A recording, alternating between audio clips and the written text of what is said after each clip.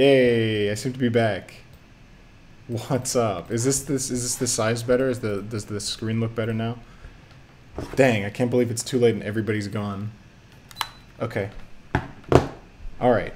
Let's get into the production, shall we? Yeah, sorry, the keyboard's a bit loud because, okay, full disclosure, I don't have a mic stand, so the microphone is currently sitting on its own XLR cable on top of like a pillow cover that is just sitting on my desk. So, yeah. Okay. I still have 185 viewers. That is absolutely nuts and also insane. Okay, let's get into the production, guys. Okay, so this is Blinded. It's the first track on the EP. I did my own vocals for it and everything. They're over here. All of these are vocals. So, yeah.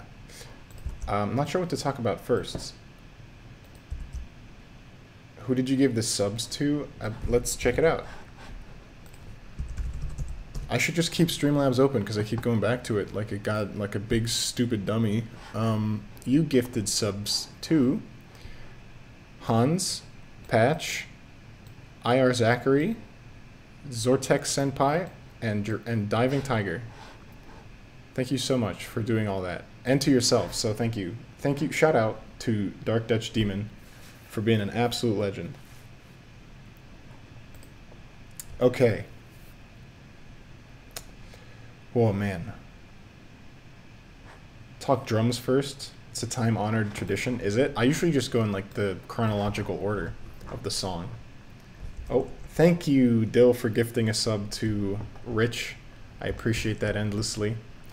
I'm gonna just go in the order of the song. So the song starts with this little like noodle on the guitar. Or does it? I can't hear I can't hear a thing. Is that... Oh, it's working for you guys. Why can't I hear it? Hold on. I think I know. No, that's not the case. Why can't I hear it? That's ridiculous. What on earth is going on? Am I on the... I think I'm on the wrong output. Yep, that's the one. Okay. Sorry. Okay. Okay, yeah, I can hear that. And so can you. Okay. So I start out this little noodle on the guitar. It's just me just doing like, you know, my thing.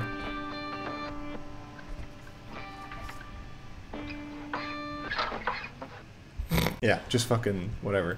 Oh, I shouldn't swear, this is twitch.tv. Then I have these two ambience things. One of them's like this reverse guitar sound in Ableton. Sounds pretty cool. The other one's this pad that I made a while ago. That happens in the build-up. Okay, so then we've got down here, we've got just very simple drums that happen. Oh my god, who's that? Monster Music, thank you for the sub. Thank you so much for that. Yeah, so at the start of the song we have these drums. There we go. Over here. So that's literally all the drums. Thank you, Solazuli, for the sub. Guys, I don't even have like a sub goal or anything. But I appreciate you all so much for subscribing. That means so much to me. I promise I'll be back. I'm back on the streaming grind now. I'll be doing a bunch of them. I have a lot of good projects for the future. Yeah, so drums. They're kind of paired up with this bass in the intro. There's this big like...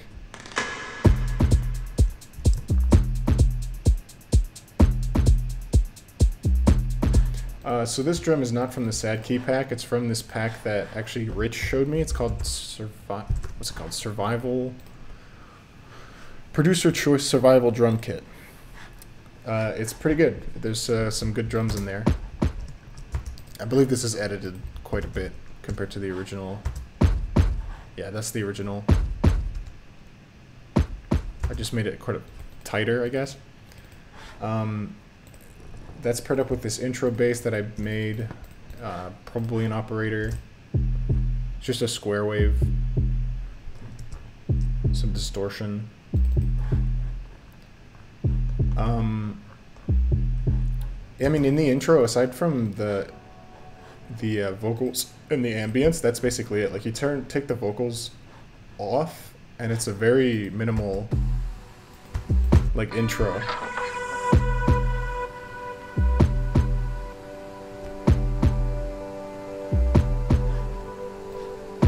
There's so little going on, but then the vocals are in here. So these are my own vocals with lyrics that I wrote myself for the first verse and the chorus, and then for the second verse I actually wrote them with my friend Among the Others when I was in LA this summer.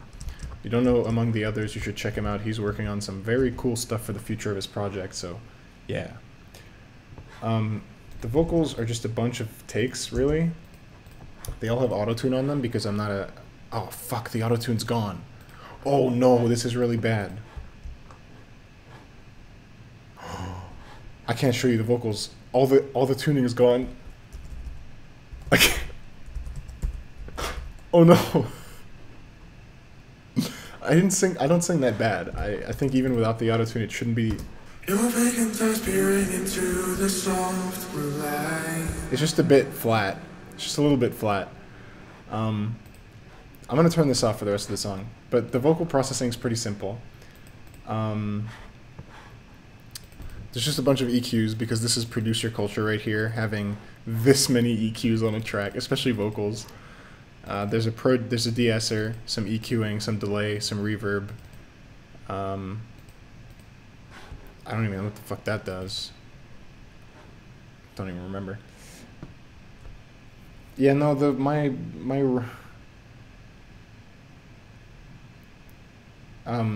my raw vocals aren't awful, they're just a little bit flat compared to the ones with the tuning on them.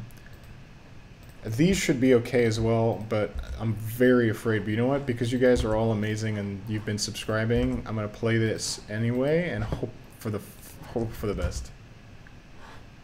Okay, that's cool. That sounds great. So I speak up, I scream into the void, I reach for a hand to guide me through the shifting land below.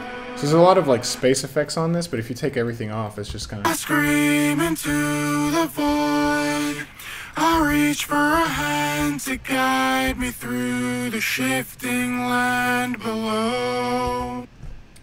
So, you know,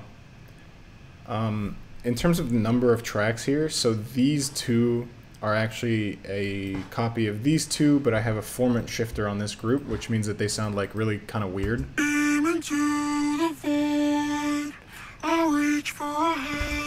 And then these are like their own. So the reason I do 3 here and 3 here is I do 1 for the middle, 1 for the left, and 1 for the right.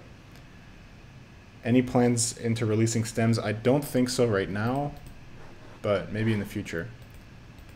But yeah, so I record 3 takes of every vocal, 1 for the right, 1 for the left, and 1 for the center. So you can see there's 1 center, 1 right, 1 left, and it kind of makes it sound bigger. So I speak up, I scream into the void, I reach for... And for this particular instance, I wanted to add a little bit more weight, so I recorded them an octave lower as well, just singing it. So I speak up, I scream into the void. Yeah. They're not awful. These ones, the chorus ones without the tuning, aren't terrible. But yeah, in terms of more production stuff, up here in the intro, all the stuff is kind of like mostly textures. So like these tracks here don't do much. They're just kind of extra.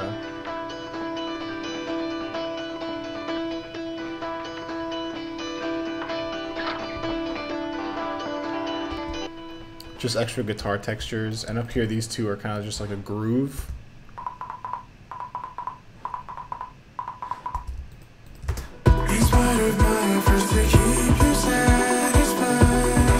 Oh, I want to... Oh, please stop. That's so flat. Okay. I want to clarify that this is not the mixed version of this song. I actually mixed it in a separate project because this project was giving me such a headache. So yeah. Then, okay, so that covers kind of the intro. As you can see, there's not that much going on here. The sort of verse, the pre-drop isn't much different. Oh, throughout the whole intro, there's this ARP that goes on.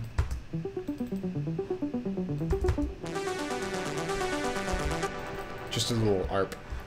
Then the pre-drop slash verse just has these chords and like a synth.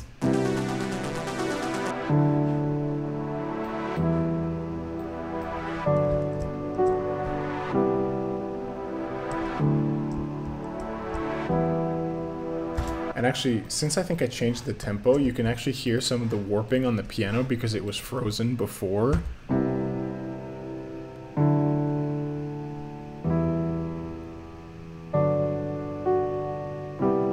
So it very slightly just sounds a bit weird, but it works. More ambience, more guitar ambient stuff. Throughout the entire intro, there's this vocal shot that kind of rises.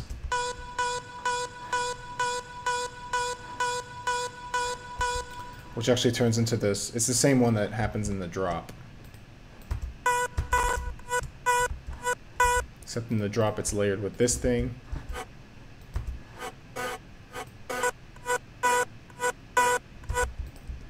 Wow, sexually. Wow. When am I doing my next speed beats? So that's actually a topic that I will cover later. But I'm bringing back speed beats just in a slightly different format. But I think you guys are gonna like it. Wow. Sexually. Oh. Oh my god. Pit Brawl Zant. Thank you for subscribing.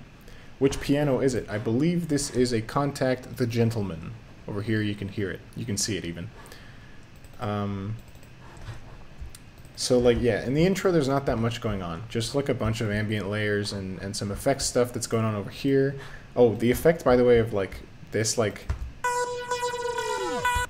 that's a frequency shifter on 50%. So if I turn this up to 100%, it just sounds like this. Right? But because I make it 50% and frequency shifter moves frequencies linearly rather than exponentially like pitch is, it gets really bubbly and weird. I thought that sounded really cool. So, yeah. Okay, let's get on with the first half of the drop, shall we? This big old fella. Oh, that mix is just terrible, but it's okay. We'll deal with it.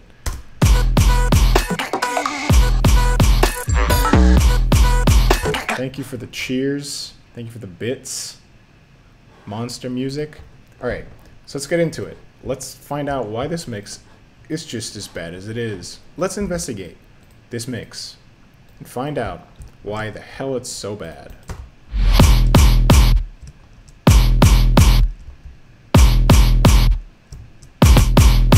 All right, so here we've got a couple layers. There's a sub bass. That's just a sub bass.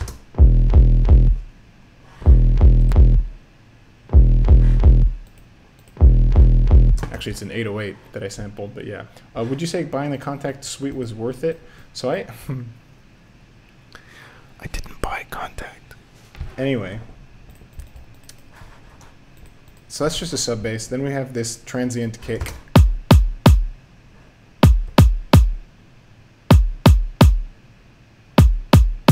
Just a kick.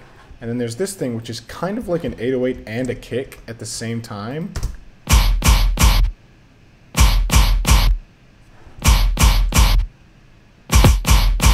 Yeah. So, yeah. What the heck? What is... Connection is lagging a lot here. Congrats on your entire job. Thanks. It is a great pride to be part of Monster Cat. Alright, well, I'm glad you came here. I violated the law. Oh god. Oh god, they're here. It's the FBI. I'm sorry, guys. I buy as many of my plugins as I can, but Contact is not one that I have the funds to sink into. Because the thing is, once you buy Contact, you have to buy all the libraries you use for it, and I don't have like $4,000. So, okay, let's continue with this drop, shall we? So this is kind of the main bulk. It's this and this track over here, which is all the percussion.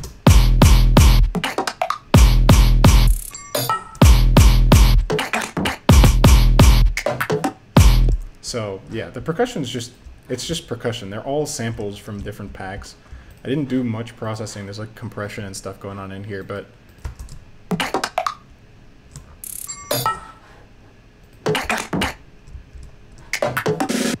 yeah, that's basically it. Throughout the whole drop, I think that repeats, and there's not a single variation on those four. I'm very happy with this percussion. It's very groovy, and like on top of it, we've got this like sort of sweep.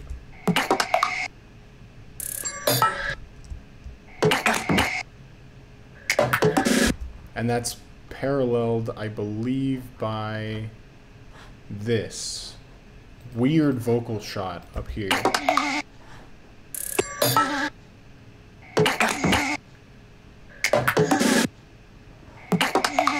Yeah, so that's kind of weird, but it works. But like, seriously, these like 6 tracks essentially are the bulk of what the drop is.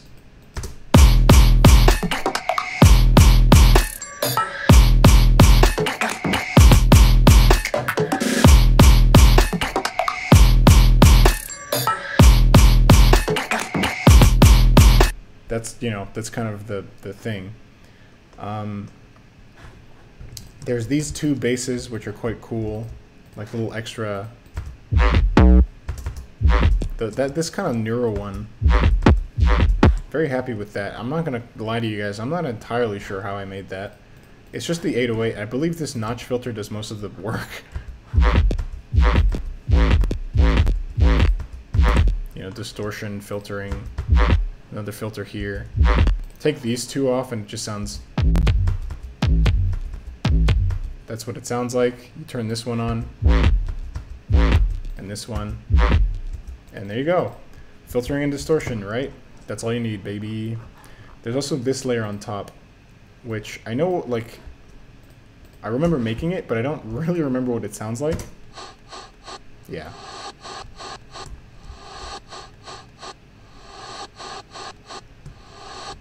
Yeah, so that goes over the top. It's all about like kind of layering these details for this track specifically because, you know, it's just kind of...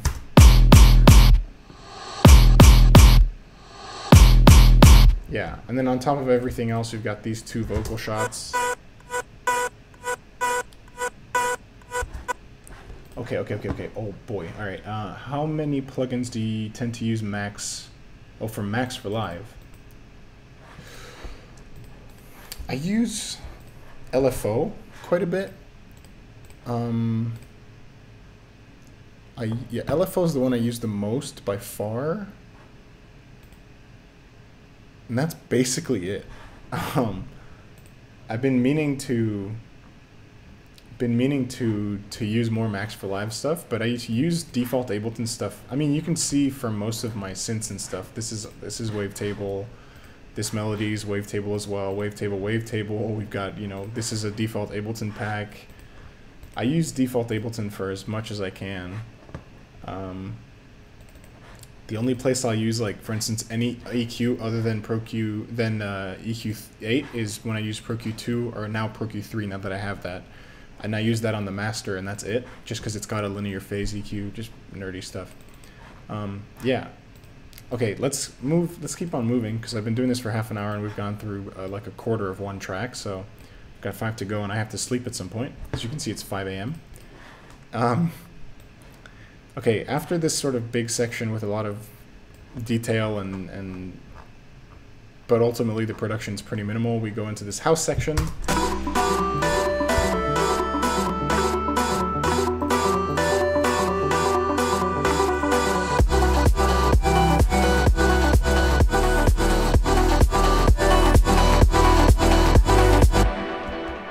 So this is actually, to be honest, kind of my favorite section in the whole track, just because I like it so much. So over here we've got 2 of my own sort of pluck patches layered with each other for the chords.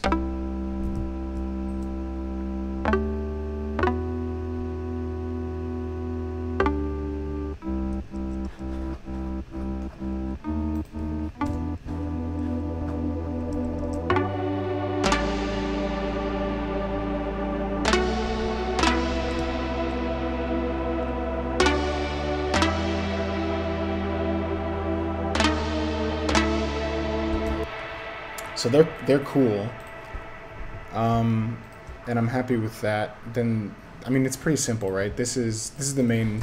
It's just a saw wave with a really, like, it's got a pitch envelope. Does it even have a pitch envelope? No, it's just literally just got a filter envelope like this on a bandpass or whatever. Can I zoom in on those chords? Which chords specifically? Here are the chords. Enjoy these notes.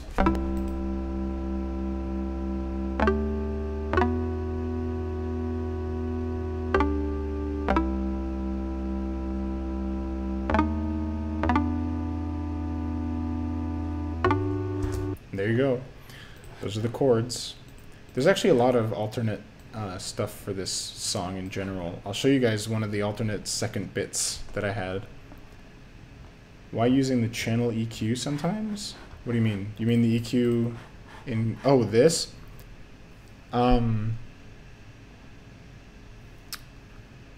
I guess because it takes up less CPU. I could have done this with the channel EQ, like another channel EQ instead, but I'm so used to using EQ8.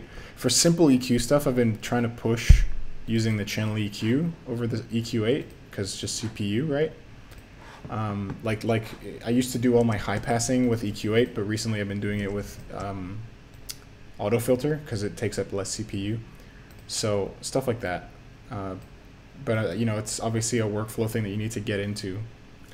The transient of the pluck, I think it's just down to the filter. Because I have a... Yeah, I think it's just down to the filter. Because there's nothing else modulating over here. So it's just the filter speed, because it's like going from not very open filter to even more closed filter very quickly. It sort of adds to the transient. So yeah. The other thing on here is this little melody.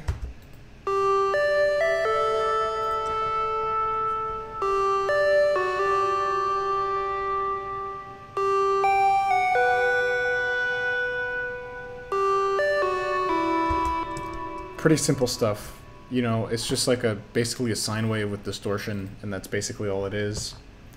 Yeah, it's kind of it's got a nostalgic feel, this melody, for some reason. There's this vocal melody. Okay, so this is something that I talk about as much as I can.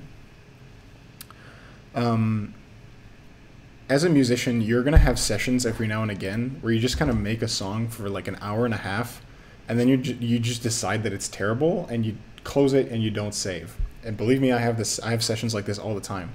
The thing that I've started doing differently is that within those sessions, there's always going to be one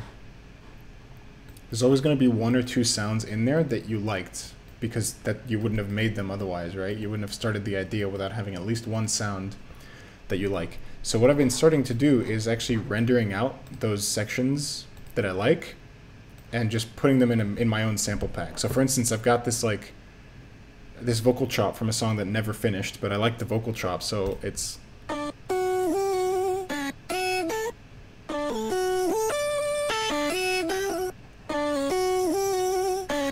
So that's in there now, and I can use it whenever I want. And this vocal melody was actually the first one of those, and I've used this in so many songs. This vocal melody is everywhere in my music.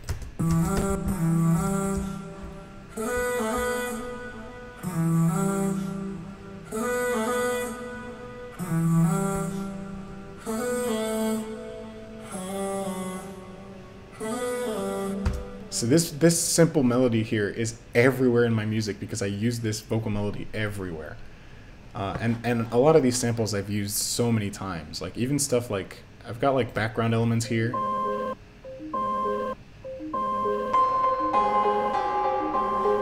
From a song that never finished. Stuff as simple as like a polyrhythm. So, you know, I would start doing that if I were you. How did I create the vocal lead? Oh, I got some bits. Thank you, insert user here, for the bits. I appreciate it. How many viewers are still here for some reason? 100 viewers. That's incredible. How do I create the vocal lead? I think it was just me singing, obviously, and then I auto-tuned it and then put some room reverb on it, and that's basically it. Just auto-tune and room reverb. Maybe some format shifting using manipulator or a little alter boy. Yeah. Yeah, so that's basically it for this section as well. What's this guy? Oh, this is something that I do as well. I think this was a sample from an Owl City song that I just manipulated the hell out of.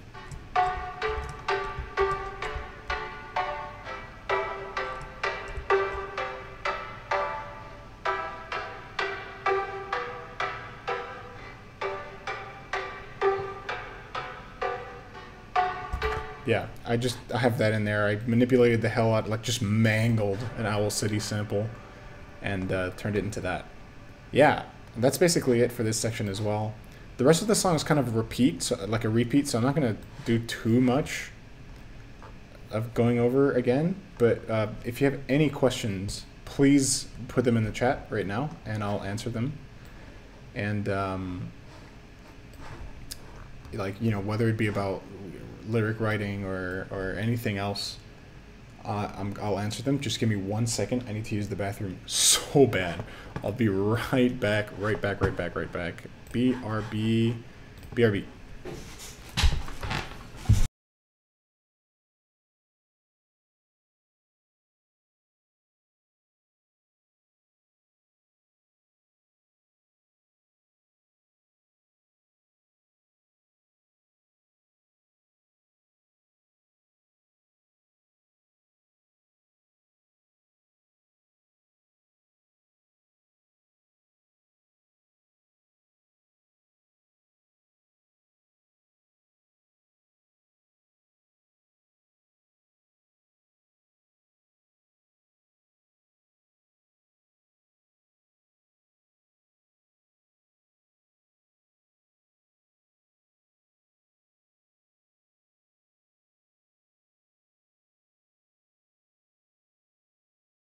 What's up? I'm back.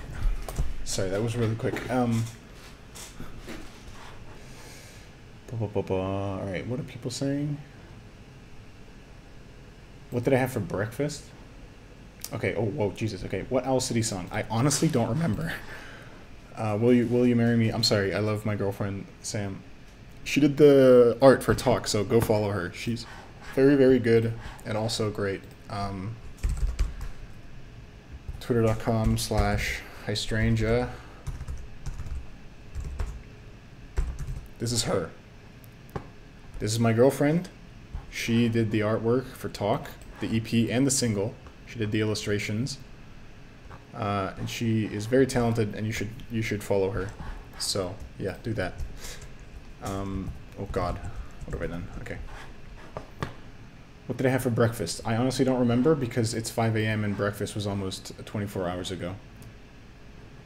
Imagine using the bathroom. I know, right? Cancelled. Duumu is cancelled for using the bathroom. What was the process I went through for the vocals? They sound very Charlie-like, but different from stuff I put out on Duumu. Okay. Okay, so sorry, about intro, talk intro synth and stuff like that, I will talk about that when I go over Talk. I'm gonna do every song on this EP in like the order of like they are in the EP. So once we're done with Blinded, I'm gonna do Intentions, then Tide, then Talk, and then Feather.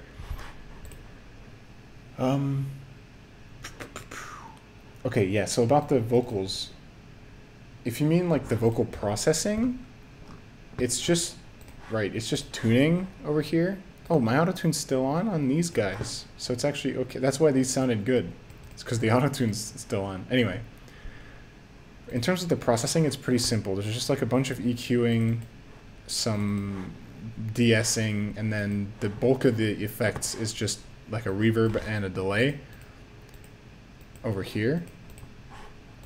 And that's it. That's all I do. In terms of like the concept for them. Like I don't really know. I just kind of the thing is like I don't really sit down and think I'm gonna make vocals that sound like a Charlie song. I just make vocals, right? I just sit down, I make the song, and I figure out what it's about. In terms of writing the lyrics, like I said in my takeover at Call of the Wild, this was at a time when I was very, very frustrated. Now, granted, I didn't really realize this was what I was writing about when I was writing about it, but in hindsight, I can really like sort of see. This was at a time when I was very frustrated because I wanted to come out here to Singapore, but a lot of it was going like south, and I couldn't figure out how it was going to work. And on top of that, I wasn't happy with my direction with Duumu, and I was kind of like, I felt like I was just trying to live up to Forward and Shifted, which to me are two of the best songs that I released, especially in 2018. And for most of 2019, that was still stood as two of my best songs that I released, to me at least. And so I was very frustrated because I kept feeling like I was trying to play catch up to those songs. So that's kind of what the inspiration behind those lyrics were, I guess. In terms of the second verse that I wrote with among the others, we just kind of sat down, I wrote out on a piece of paper, just like flow of consciousness. Is that what it's called? Stream of consciousness. Stream of consciousness words that I associate, words and emotions that I associated with the songs, and we came up with metaphors for those and then wrote them in a way that was musical, and that's how those lyrics came about. So there you go. Talk intro since, yeah, how do I come up with lyrics in general? I usually tend to write music in general, not only lyrics, but just music about my personal experiences and what I'm currently going through, so be it positive or negative. For instance, on my Charlie alias, I have a song called Blurred that I wrote at a good point in my relationship, and it's a happy song. Just much like when I was going through some bad times, I wrote some sad songs. Or, very on the nose, I'm going to miss my friends, because this was just before I was leaving to Singapore, and I was going to miss my friends, you know? It's just like that. How do I group my samples? Oh, they're grouped by who made them. So these aren't all my samples. This is like my main sample library that's on my internal hard drive. So on my desktop, I've got my music folder where I've got my projects and my samples here. These are the main ones. I've got more over here, just a lot more over here.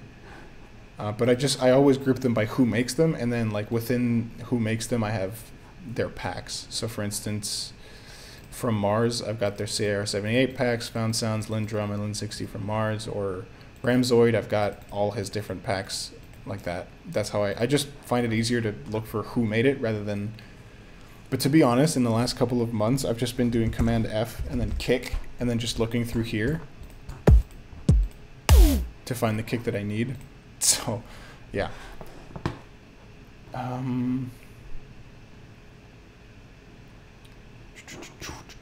Do you sidechain everything the same way, and how do you process your kick so it's not peaking? Okay. I sidechain everything the same way. So in this project, I'm still using a bus system. Since then, I've quote-unquote graduated to a group system, now that you can do groups within groups on Ableton. So think of these as being a group, like a group header like this, rather than a bus. But essentially, I just send everything to a bus or a group, and I sidechain that group. And if I have something outside of the group or the bus, I send it to another sidechain bus. It's that simple. I just sidechain using the compressor and this little trigger sound up here that's muted. That's it. As for the peaking and stuff like that, so in terms of my mastering, I tend to do soft clipping before doing limiting, and that helps that even though my kick is technically peaking, it gets soft clipped, so it gets distorted. So even though the level is getting clipped off, the distortion kind of indicates to your ear that it's supposed to be loud. So yeah.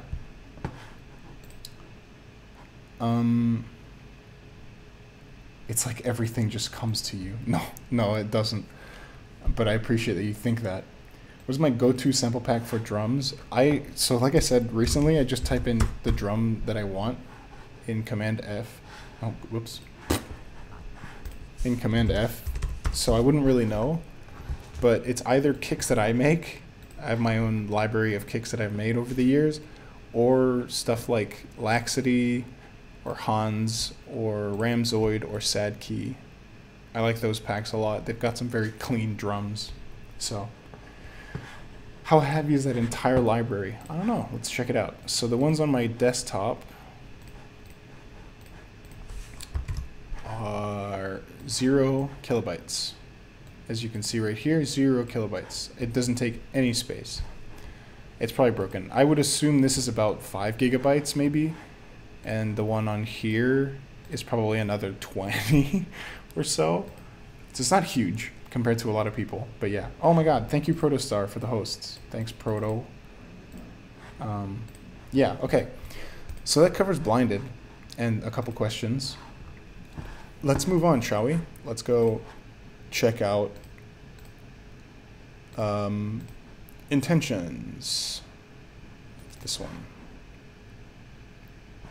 Don't save. Rank your samples. It shows the ones you use the most. Yeah, that's how I do my sorting. Because then if I want to use a sample that I know I use a lot, I can just go to the top, but then I can reverse that as well and check the ones that I never ever check out. So yeah. Did Stonebank mix it for the final version? No, he didn't. I mixed it for the final version, just in a different project. So if you look on my... Stop that, Ableton. If you look on my desktop in my project for it, there's the mix session over here. So this is where I made the song, and this is the mix session. So yeah. Hannah Lewis, thank you for the host. Okay, this is Intentions. Right up here, I've got the original vocals from the remix that got rejected. I want to put this in like 4 more groups so nobody sees them. The VOD is going to be saved on Twitch. Okay, so this is Intentions. This is actually the last track that I finished on the EP. Like, when did I last edit this? It must have been... Yeah, start of September. So like 13 days before release, this was finished. Yeah. How many tracks? 133 on this one. So not too huge. Probably about average for my tracks these days. That being said, the first 20 are buses and the old vocals. So it's more like 110. Okay, let's start, shall we? We've got this intro, which I'm I'm happy with this whole track, to be honest. I'm gonna turn off the vocals for now. We'll go over these in a minute. This is what the intro sounds like, just instrumental.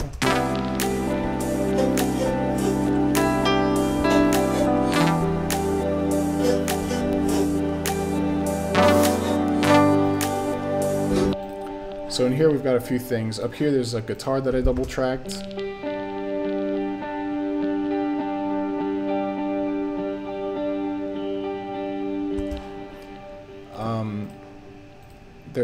That's being sent to my delay thing. Okay, then we have a piano, which is easily my favorite bit in this whole intro.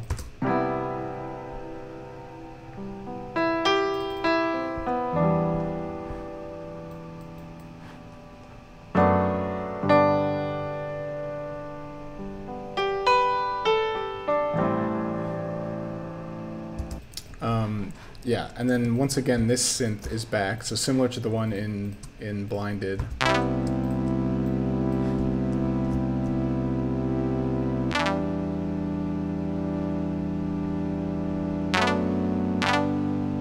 Yep.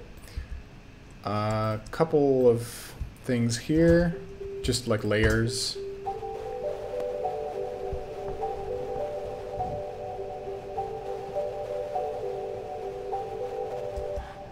What's this? 30 right panned, but feels like you didn't pan it. Is this the guitar? Because there's 2 of them, so one of them's panned left, the other one's panned right, so it's double tracked. Thanks for coming in, Comedia. I appreciate you.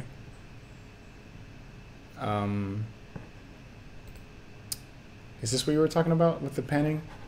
Anyway, these are just layers. More soundscape layers down here.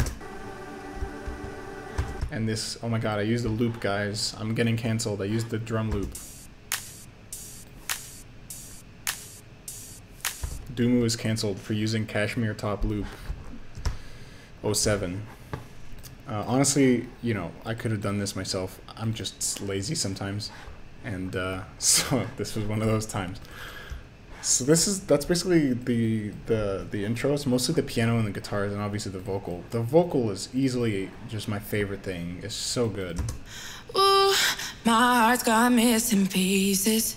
Oh, see this ridiculous EQ here? For some reason, Glenna's vocals that she sent me, like, were super high passed, and I had to bring back a bunch of fundamental. Look. Ooh, my heart's got missing pieces. I had to bring all that back. I don't know. She must have thrown on a preset, and that happened. But yeah. In terms of the processing here, just a de-esser. Over here, I've got an auto-tune just to make sure. She didn't really need it at all, but I just threw it on just to make sure. I've got a gate. Some multi-band compression for the harsh frequencies in the low end, and that's basically it. And then there you go. On here, there's not much. So it's kind of minimal in terms of that stuff. Ooh, my heart's got missing pieces. It's been knocked down, thrown around for no reason. Ooh, I guess I like the feeling. Until I realized they were all misleading. You say that you want me through and through, but I don't know if I can put my trust in you. Once yeah, she's amazing. This was all her. What's this? Where did I see? I saw something about a Haas effect dry value. Oh yeah, I have a Haas effect to make it a little wider. I know Protostar in here is gonna go crazy over the Haas effect. Shout out my boy. I have it on 20% just because I wanted to add a little bit of wideness, but didn't want to have a full-on Haas effect on just the lead vocal. So I just you know, made it a little bit less wet. Holy shit, it's late. I need to sleep sometime, preferably in the next couple of hours.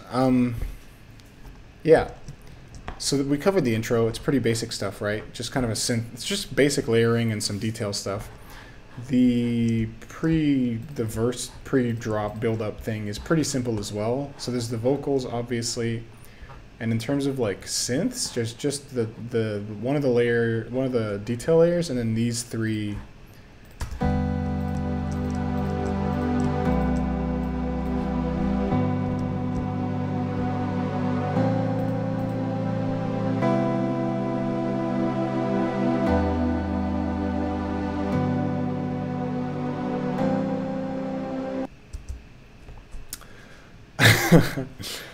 What's a Haas effect? A Haas effect is when you slightly delay the left and right channels to get some stereo, artificial stereo. Now the reason that you don't want to use it is because when you sum it to mono, then it ends up sounding really weird and phasey sometimes. So it's preferable not to use it if you're making club music. But I think for pop music, it so doesn't matter that, yeah, I do it anyway. So those three layers, there's this little layer as well, which is a render of one of the layers in the drop, which I'll go over in a second. Some more soundscape stuff. There's a resub.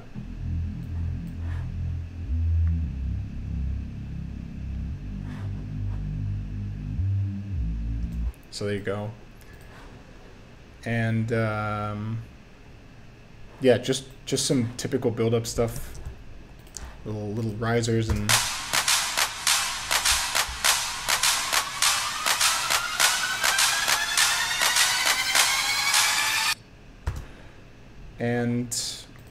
some, yeah, you know, just the basic stuff. Like I said, this is like a lot of my production's actually quite minimal, just a bunch of layering and little detail stuff. I don't think you should overproduce. I think that's a lesson you learn when you've been producing for a while and you're done showing off, basically. So yeah. Okay, the drop.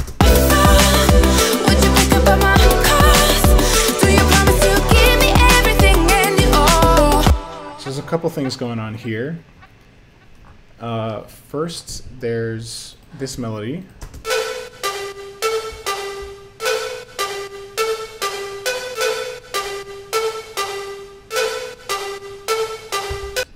So that's a melody that pops up around in the song. It's really simple, but I think it's catchy enough.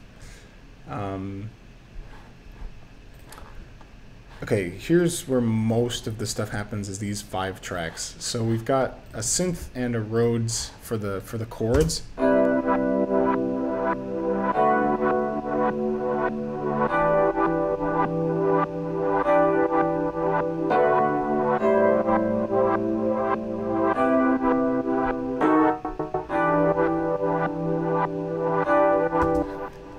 Yeah, there's this little pluck thing.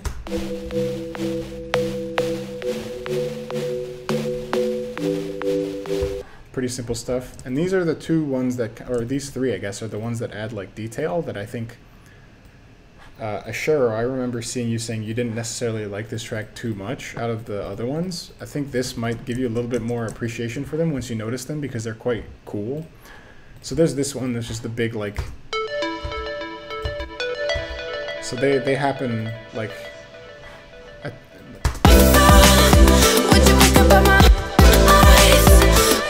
yeah, if you turn off the vocals, they're pretty cool. And there's these as well.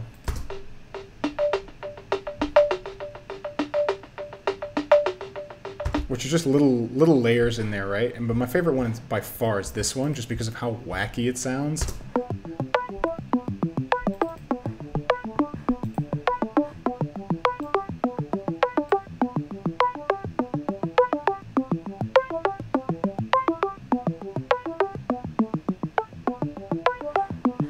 It's just so fucking weird, man. It's just an FM. I think it's 2 signs, yeah, FMing, and the second one sort of coming in a little slower.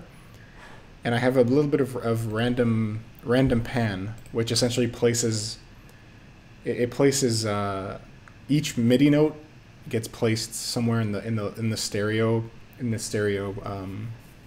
field randomly. But at the I get to choose the intensity of that, and it's just so weird, but I love it so much. So like this is where most of the stuff goes on for this.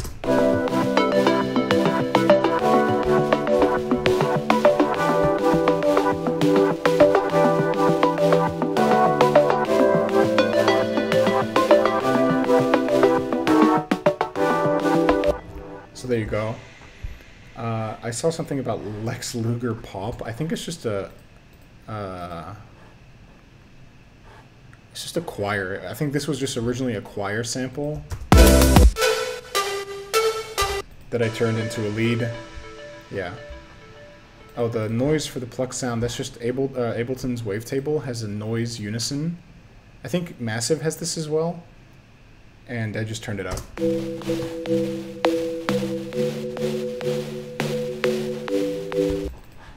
So there you go. There's also the 808 and the overtone stuff, which I think is a very like sort of integral part in this track.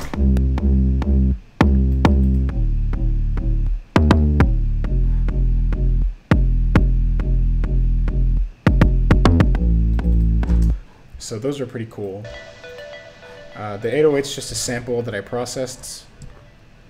808 Kick 6 that I don't remember what pack it's from, but I use it all the time. I love it. And this overtone bass is just a little like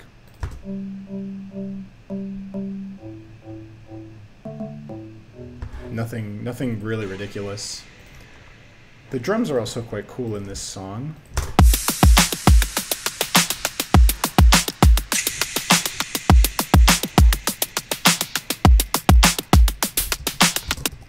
So at its core, just the kick and snare, not just a.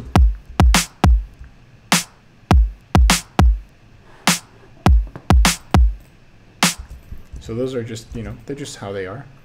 Then we have a JViews percussion loop that I must have done some transient stuff to, just to add a bit of like stereo stuff to it and stuff like that. There's these 2 drum loops, which are my own drum loops that I edited as well. I'm essentially just making as many 16th notes everywhere as I can. And then like this thing is it's a JViews loop that I put into a slicer. That's going to fuck up something. Okay. I put into a slicer, and then I put an arpeggiator and essentially drew in a bunch of notes that had sounds that I thought were cool and arpeggiated them 16th notes.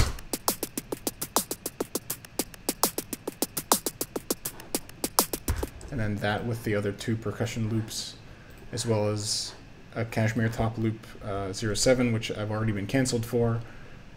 You get an interesting mix of percussion.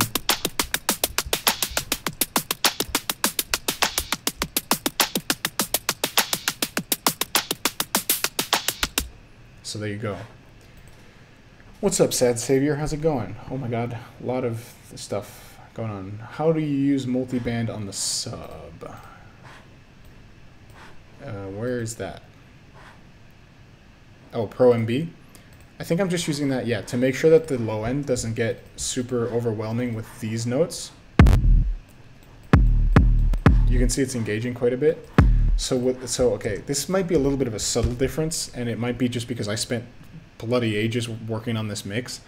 But if you turn this off, that low sub note ends up getting like really overpowering, especially compared to the other notes. Although not so much anymore, because I think I did the same thing on the master. Did I? Maybe not. Anyway.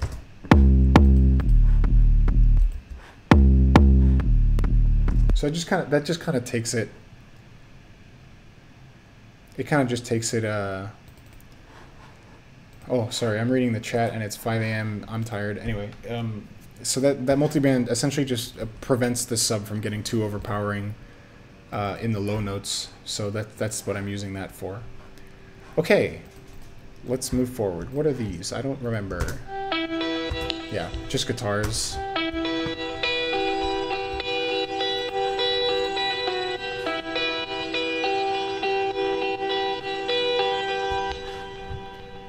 Just guitars on top of everything else. This doesn't really change. These don't change. There's just less vocals. And there's this vocal chop that I added. This was like a last minute addition. It's not great, but it does the job.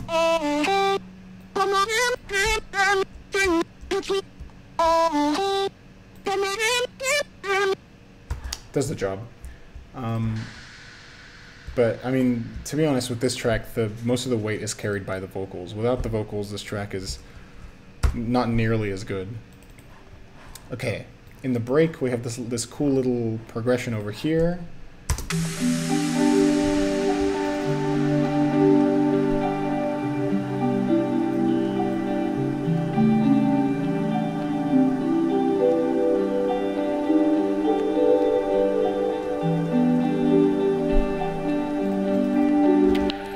That's just a sine wave with a bit of unison and a long release. That's all it is. That's put together with this thing.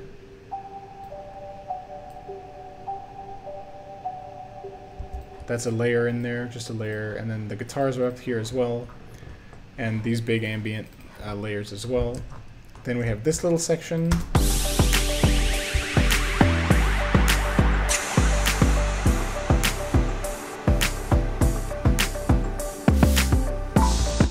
Which honestly, I did, I think I did this because I did the, in my Duumu remix, I did a similar thing. There's a similar section in my Duumu remix to this. No, we're not doing that right now. We're not getting sad right now. We're talking about the Talk EP. Where is it? It's up here. Yeah, I think in the break over here, there's a similar section to this.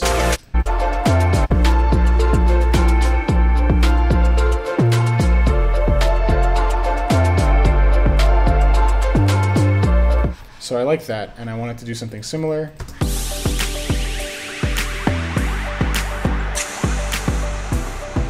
So that's in there. Nothing too ridiculous here. These two do the chords. One of them, I think this is a kalimba, and this is just like a pluck.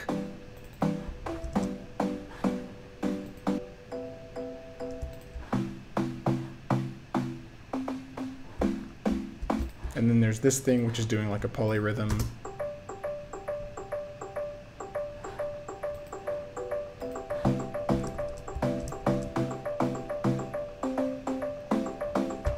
Then the same lead from the drop, so this lead here comes in, but with a much cuter sound.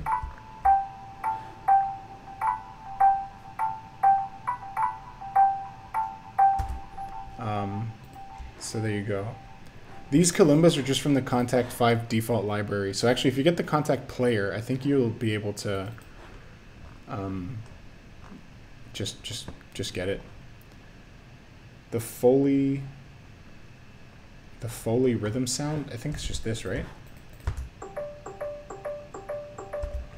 It's just a kalimba, or this one's the music box. So is this one and this one, but they're usually just kalimbas and music boxes from the default Kontakt library.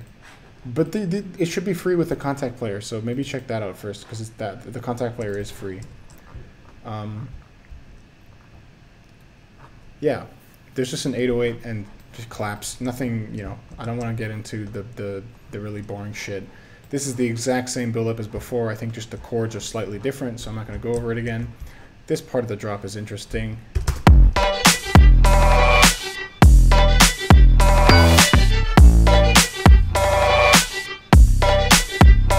Alright, so here we've got an 808.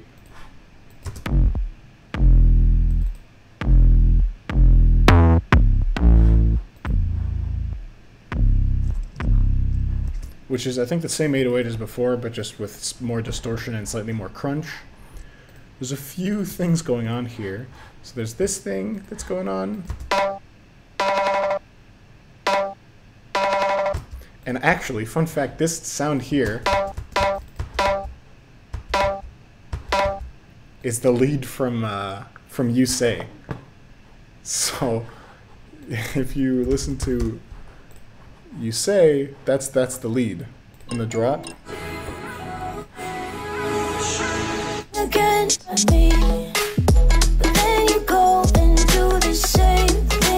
So that dun dun dun dun dun, that's this sound, but just an octave higher.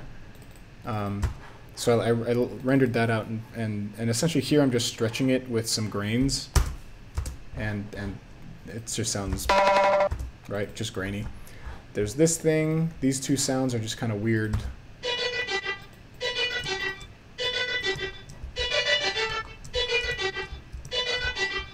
So those are there. Don't ask me why I did these or how I thought them up. I just do these things. They're just oh no, you stole from Duumu song. You're going to lose subscriber. These are just like from a feedback synth. So I have a feedback synth, which is essentially just Ableton feeding audio back into itself, and it just kind of gets kind of crazy. I get a lot of crazy sounds out of it. I have them in my toolbox here, in my samples over here, for instance. So all these wacky sounds, all those wacky sounds are just me playing a tiny into Ableton and then feeding it back into itself and messing with effects on it. So I sampled those and made it like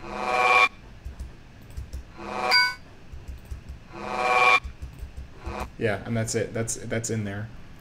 And that's basically it for this section as well. Then there's the vocal chops that come in and a couple extra things. This little ARP comes in as well. The melody, you know, things come in as it goes on.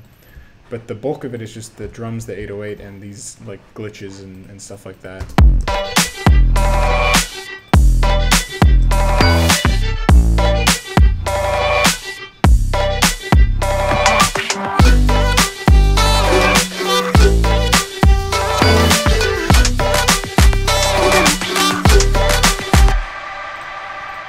Yeah, so feedback synth is a synth that does feedback. So I don't know if you know when you're at an event or like at a concert and somebody points the microphone towards the speaker, it just goes like if I can do it right now.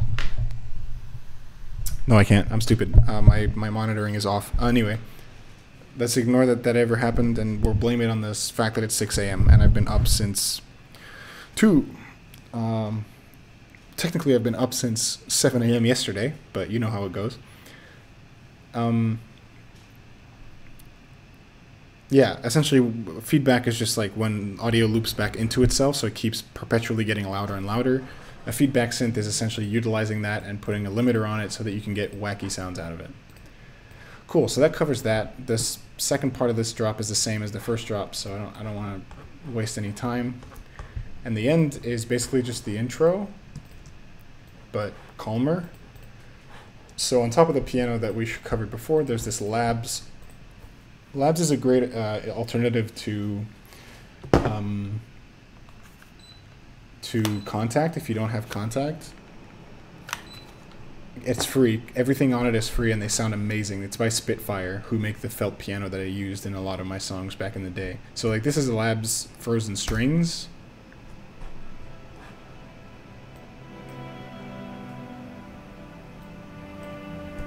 Super textured, so it worked perfectly. And then with the piano,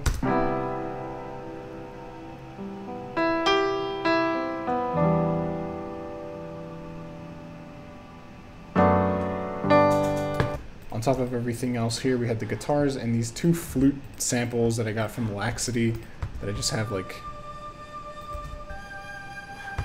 that's it, they're just there in the background.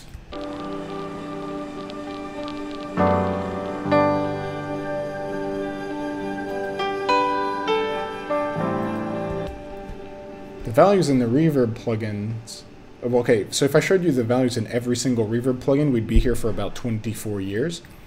I don't think there's necessarily much to show. I'm going to show you this one because this is the main one that I use whenever I'm modeling reverb. So just take a look at that. It's pretty simple, but I use Valhalla Room on everything because to me it's just the best reverb. My personal favorite. I like Air Reverb a lot as well. I use that here. That's the Pro Tools one. But yeah. Okay, so that was Intentions.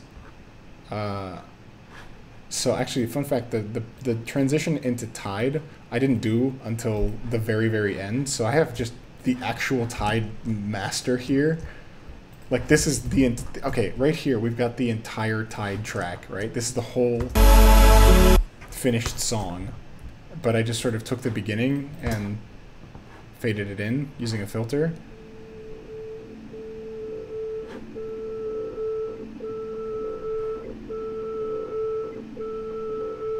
So that comes in at the end of the thing. We also have this weird, just sort of,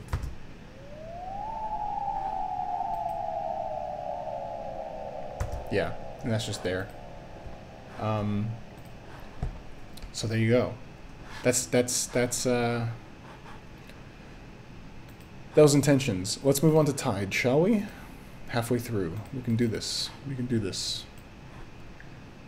Wee-woo. Wee-woo, wee-woo. Oh, I see orange down there. I don't like that. What's missing? Tell me what's missing. How do you get the build-ups feelings with the chords, rises, and drums? I guess use a high pass and just use risers and stuff like that, right? It's not much to be said for, yeah. Sound shifter pitch, don't do me like this. Hold on, I'll fix this because I know exactly what it is. Oi. Get on it.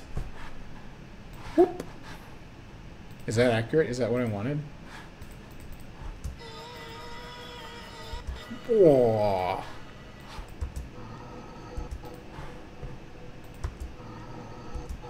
Oh man, this is not...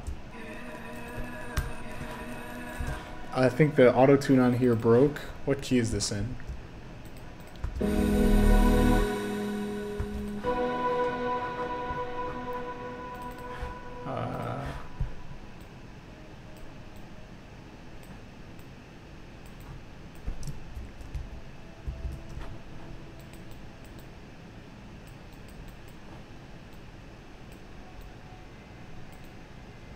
Okay, we'll just go with G sharp minor.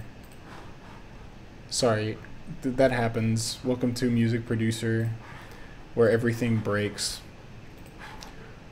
Go with G sharp minor or A flat minor. Stop that. Okay.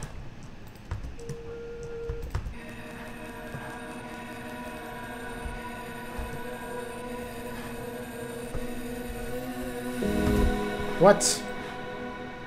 Am I wrong? Hold on, let me figure this out.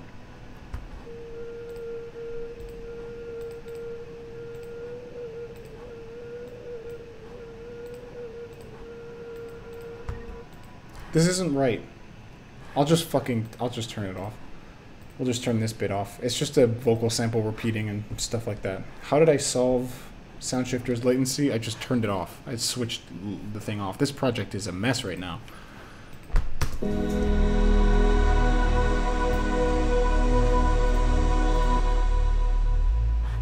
What is going on with that? Why is that? I am so beyond confused right now, man.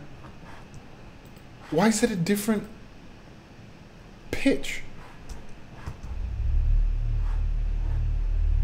Okay, we're gonna go over Tide real quickly because Tide is acting all sorts of wacky right now. So we're gonna just ignore as much of that as possible.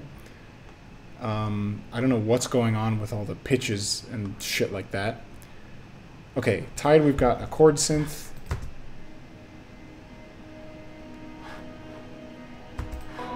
A bunch of ambience.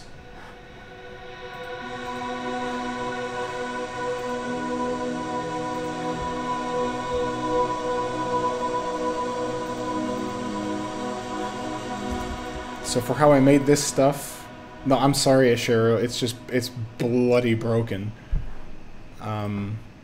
It's all broken. Yeah, I know. This is like this is an Alan Walker moment right here. Losing my mind for 1 hour. Okay, so for this thing, I believe this is just like a vocal that I stretched and did some stuff on. I honestly, at this point, I don't remember. My ambient stuff is just so, it happens so in the moment, and I just so don't focus on how I make anything that it just kind of happens. Anyway, this is basically just a vocal that I stretched the hell out of, put a bunch of reverb and effects and delay effects and space effects on it, and just messed with as much as I could, as long as it was in key. That's what works. We've got 2 cello samples in here that I just stretched to bits as well, and they add like a nice bit of texture. This is essentially this chord synth, but I think I used my chord mini log here, and I holy shit, that's falling. I used my chord mini log and I recorded a synth out of that. Oh, never mind, it's Dexed. So I just bounced down a track out of Dexed and put some reverb and stuff on it.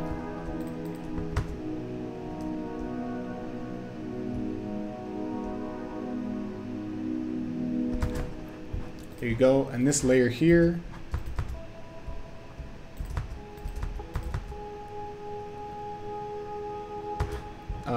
that's from a guitar sample that I recorded. It's one of my, you know, sessions that never finish.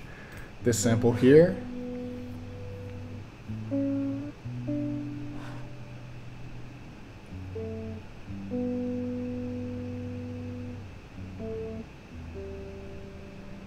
Yeah. Dexed, interesting. Yes, indeed. I don't use Dexed all that much. It's a very weird synth, but it's got some interesting presets, so I use those every now and again.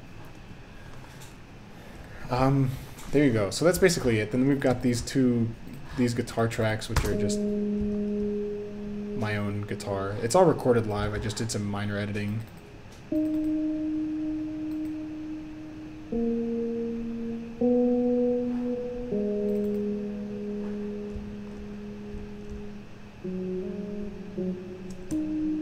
Yeah. And then there's the vocal, which I think is going to be broken as well. Yeah, okay. Vocal's broken. I'm sorry, guys. Tide, we're going to skip over that one. You know what? I might fix Tide on my own time and go over it in a separate live stream as like a side segment. But it's so broken right now, and this was such a wacky project. file that I'm gonna fix it on my own time when I've got the patience and the energy, and I'll do a segment on it. I'll make sure to tell Shero when it happens so he can have a look at Tide. Let's move on. Let's swiftly move on to Talk, which has a lot of the most interesting production stuff goes on in Talk. So Talk being the first track that I made that sort of defined what the EP was going to be, there was a lot of experimentation involved. Thanks for Tide. You're welcome, Jake. I hope I hope it was a valuable learning experience that you should always fix your projects. Make sure they're backwards compatible as much as possible. Alright guys, welcome to Talk. This is the project file. It is not necessarily a small one, although it is smaller technically in terms of tracks than Intentions, but here it is. This is Talk. I'm going to mute the vocals for most of this because the vocals and the production were kind of like separate, but at the same time it happened all at the same time. It all happened together, right? So Emmy and I worked on the vocals together, and she helped with some ideas for the song as well, but I feel like I should talk about the production because that's kind of what I know best, especially with this song. The vocals was very much up to her. I just helped a little bit, just like she helped a little bit with the production. Anyway, let's get into it. So it starts out with this thing. Iconic intro by Duumu.com here. So the percussion comes from a Ramzoid sample pack that I spliced up. And as you can see here, the splice is kind of just...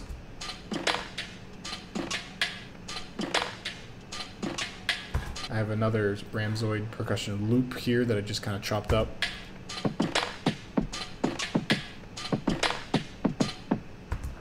That's it. And this is just a kalimba from the default library in Contact.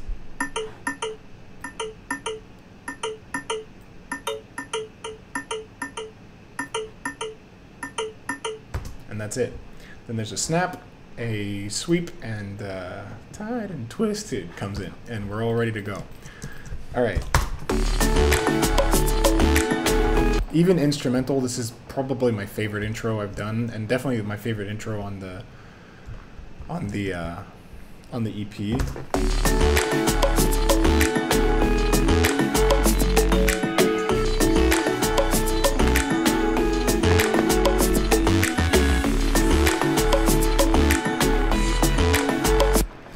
So let's get into it, shall we? Okay, in terms of drums, we still have those two percussion loops. On top of that, we have these sounds, which is a snap, a hi-hat, a shaker, and a little little pop sound.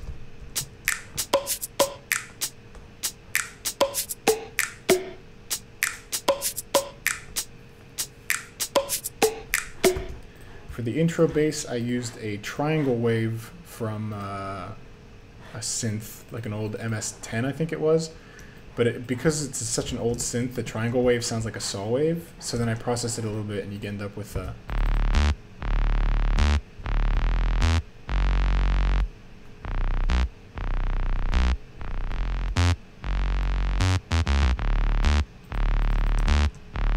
just such a nice little sound, that one.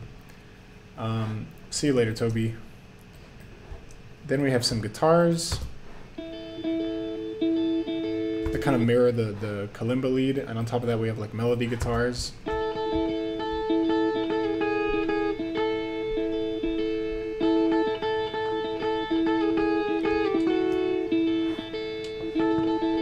So with the bass line,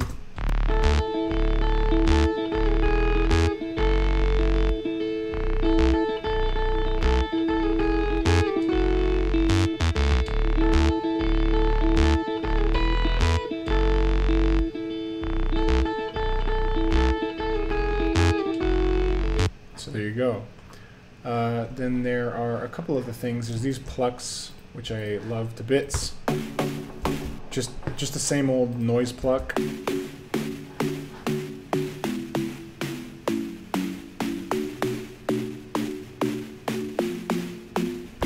And on top of that, we have like a regular sort of saw pluck.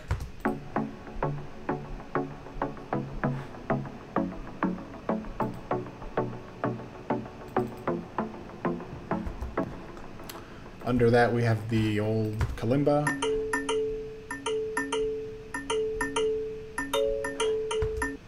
Then we have these two sounds. They're just layers. Thank you for the bits, insert user here. Thank you so much. Okay, more sounds here. So one of them here is just a guitar. I chopped it from a guitar sound from JViews. So if you like unpitch it and everything.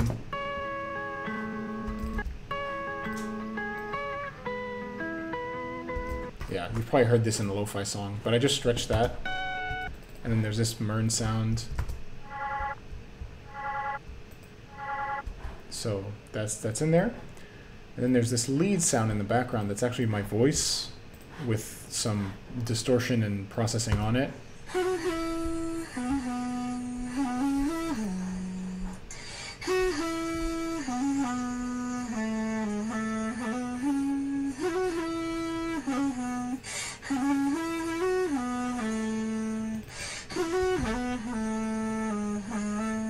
So that actually, I use sounds like this a lot in the whole song.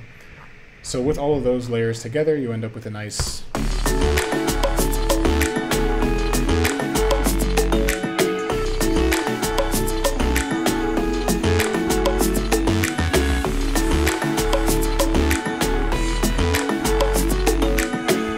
So that's pretty cool.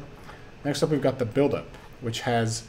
Anybody who's been watching my Twitch channel for a little while, so I'm looking at you, Jay, you're gonna know about this. You're gonna know about this. Right down to here, if you scroll down to somewhere about here, we've got this guy. Now, anybody who's been watching my Twitch channel for about a year or more, they know exactly what this is just from reading what the track name is.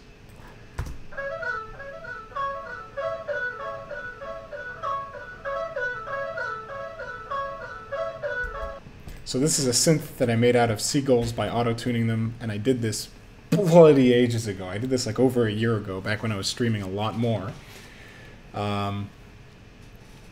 That's in talk, everybody. We've got a seagull in talk. It's in there. It's in the build-up. It's actually quite clearly in the build-up.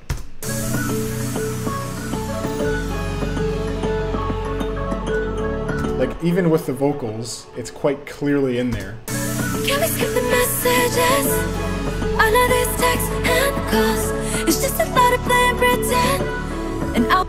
So that's... There you go. You got the iconic seagull synth from an old stream ages ago.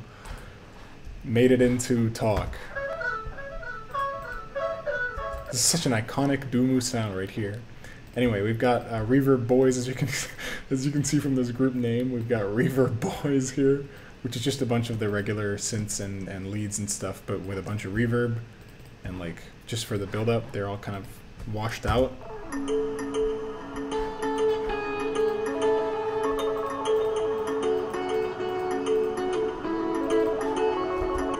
Yeah.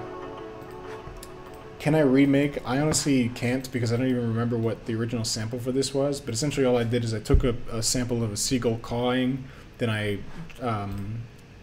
put it in time by warping it, and then I just put auto-tune and distortion on it, and that's it.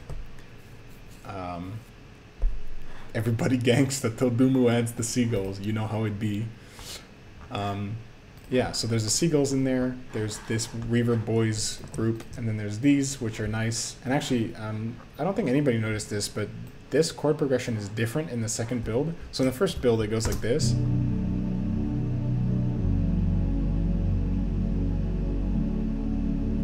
Very subdued. I like this chord progression a lot, by the way.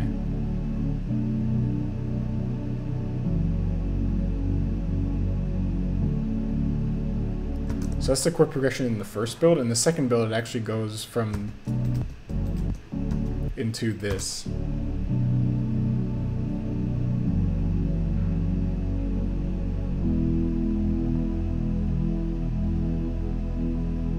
Just a bit more hopeful chord. Yeah. So there's those layered obviously with the reverb boys. It sounds quite nice in my opinion.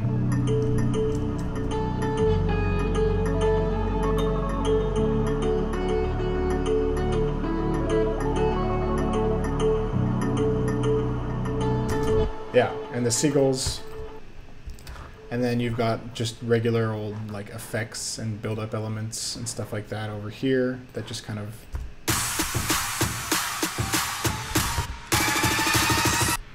I want to do more than, and there you go. So let's get into this, shall we? I know this is a big one. This bit and this bit are both big ones. All right, so in here, very driven by the vocals, but even before the vocals were here.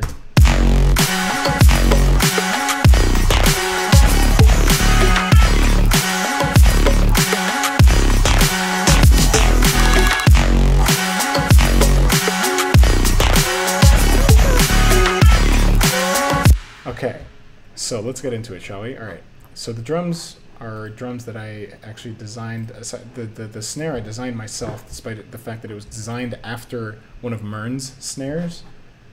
So the drum pattern's actually pretty big in this drop.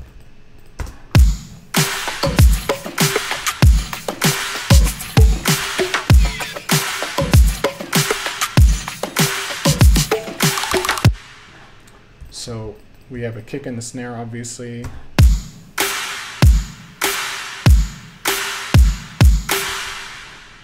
This little extra snare down here adds a lot of weight to the snare.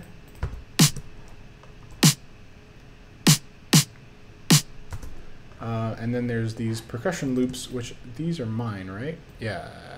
Yes? No? Maybe so? Hold on.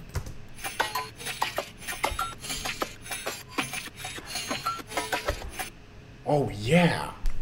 Oh my god, these are percussion loops from my old sample packs from like fucking 2015. Yeah, these are my...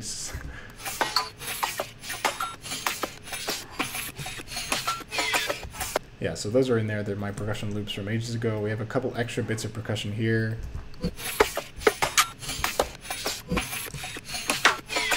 And then a little... just in there, because why not? So that's, I mean, there you go. There's the drums. It's nothing too impressive. The bass is in 4 parts. So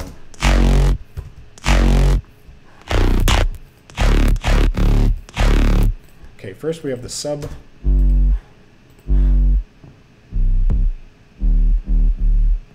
Which is an 808 with a bit of overdrive, just, you know, how it'd be. Then we have the main. So this is actually the noise, mostly. So this is actually the main bass here.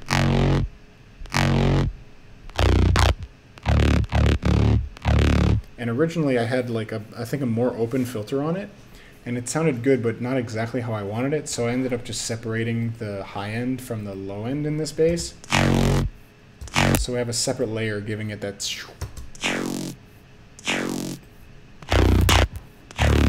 By the way, the source for it, I believe, is just, yeah, the same. It's actually the same source as the intro bass. It's the same source sound.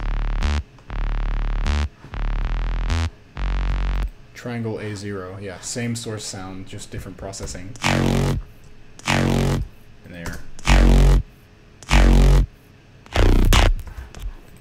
Why did I remove the sub? Yeah, more control. That's exactly it. Originally I had it in the same patch, but I was having trouble like taming it, so I just separated it for more control. And then we have like a, you know, classic trap brass. And all of those together gets you that big old, that big fucking chonk, big chonk bass.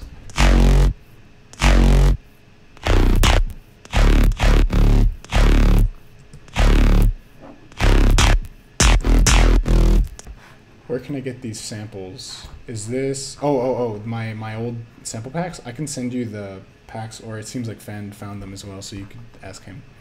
Okay, on top of this, there's these 2 sounds from the intro are still there, the little extra layer. But on top, there's another vocal lead of me just kind of singing.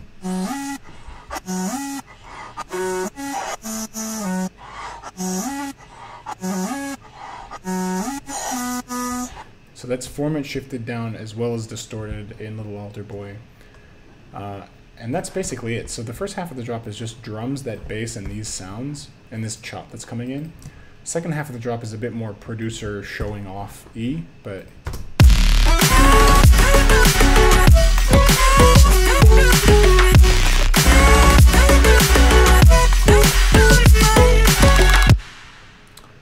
So, okay, first we've got these come back in. So they come back in but distorted, kind of like I did in Shifted. We have another vocal lead here, oops, but I turned it on and off. So originally I had this running through the entire thing, but it sounded a bit messy when I did, so I just kind of cut off bits of it. Which I think is just the same lead as before, as the one in the intro, but more intensely sung. So there you go. There's this vocal chop here.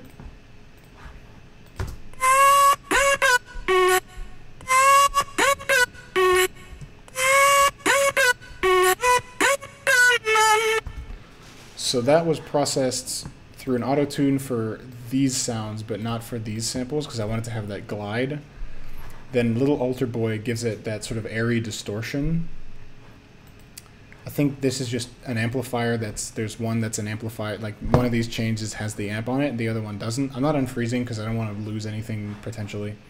And then just reverb and delay and OTT because I'm a music producer.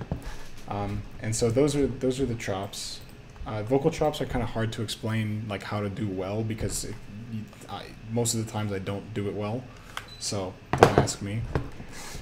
Then we have all the synth stuff. So the main, like, quote-unquote synth in this section is this chord synth.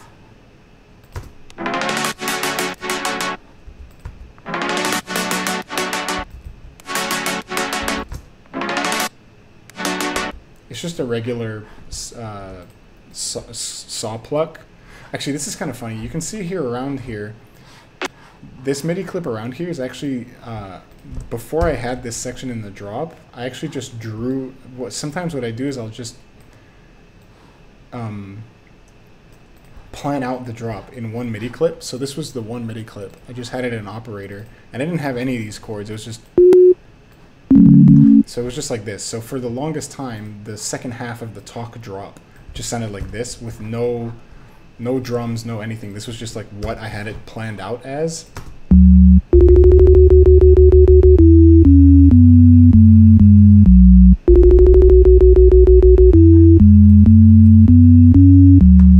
So for the longest time, you would have this drop, and then it would go into... like that's it. That's all it would go into. But so I planned that. Sometimes I do that. I just have one MIDI clip where I plan it and everything. The synthesizer process is pretty simple. It's just a saw wave with a filter opening up and a pitch bend. That's it. And the automation for the filter opening is over here.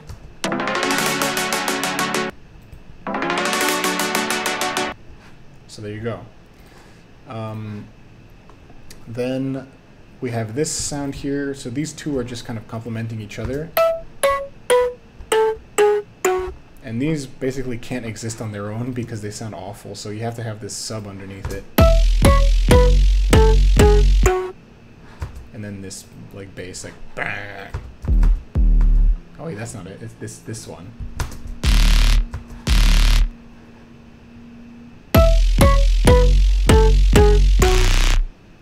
So there you go. And then you add like the pluck sub and the pluck itself.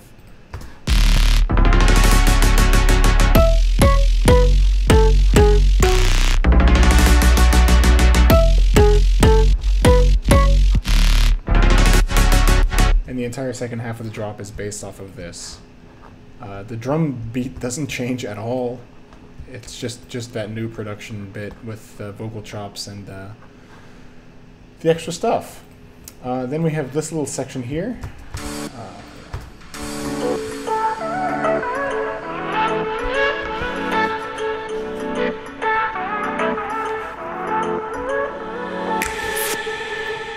So this is actually my favorite vocal chop in the entire song.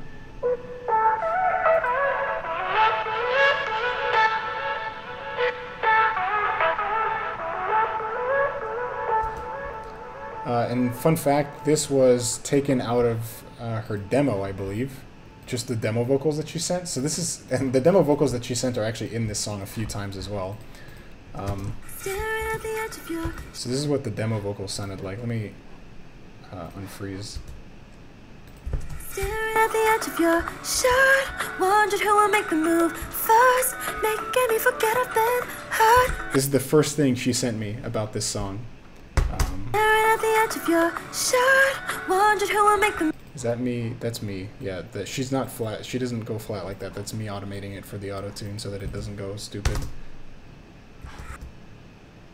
Staring at the edge of your shirt, wondered who will make the move first, making me forget I've been hurt. So that's actually in the song, just like hidden with a bunch of processing as like a backing vocal. Staring at the edge of your shirt, wondering who will make the move first, making me forget I've been hurt. I've never been so bold or reckless. Now we're running out of our words, overturning tables we've. Crazy how you can go from a phone recording like that to like a full-fledged.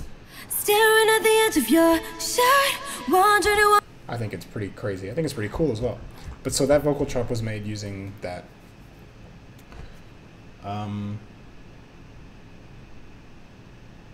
I keep cutting off right when the vocals are about to start. Here, let me solve that. Let me solve those blue balls for you.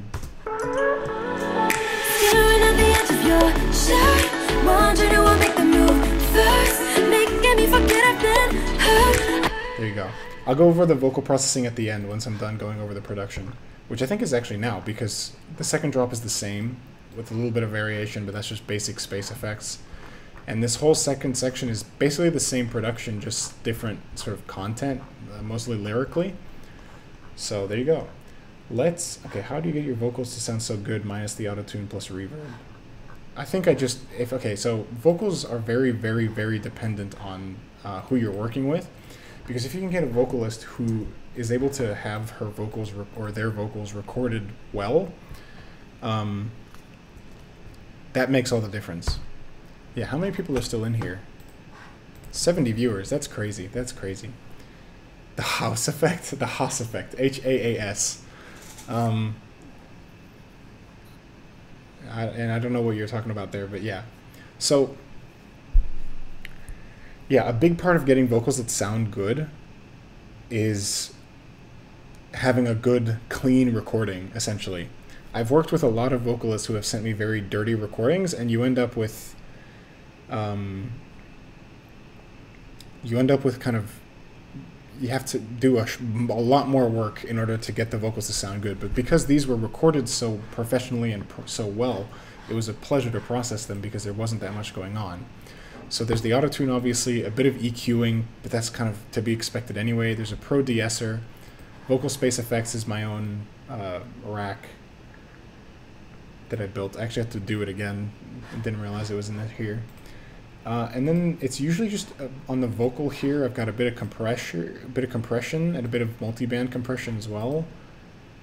But as long as your vocals are recorded well, then it's mostly down to how you process them in terms of space effects and compression and de-essing and auto-tune and stuff like that.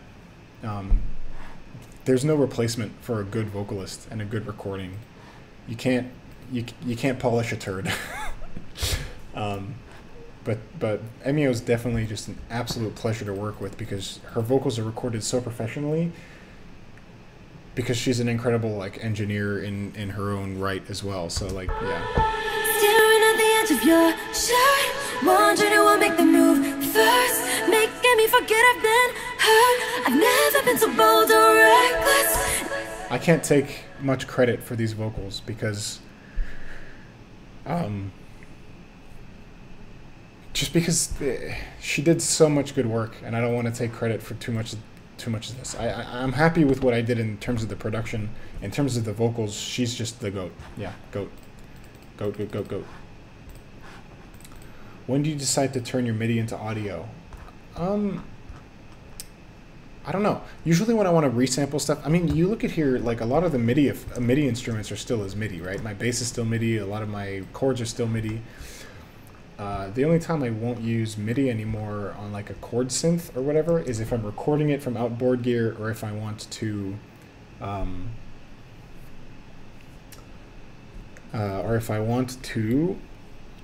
what? Day is rising, everybody. What was I saying? If I want to process them, like if I want to stretch them or whatever, that's when I'll take the MIDI out. Otherwise, I tend to leave it in MIDI. But yeah. The thing where the left and right channels are separated, did I do that for the vocals? I did that for the harmonies.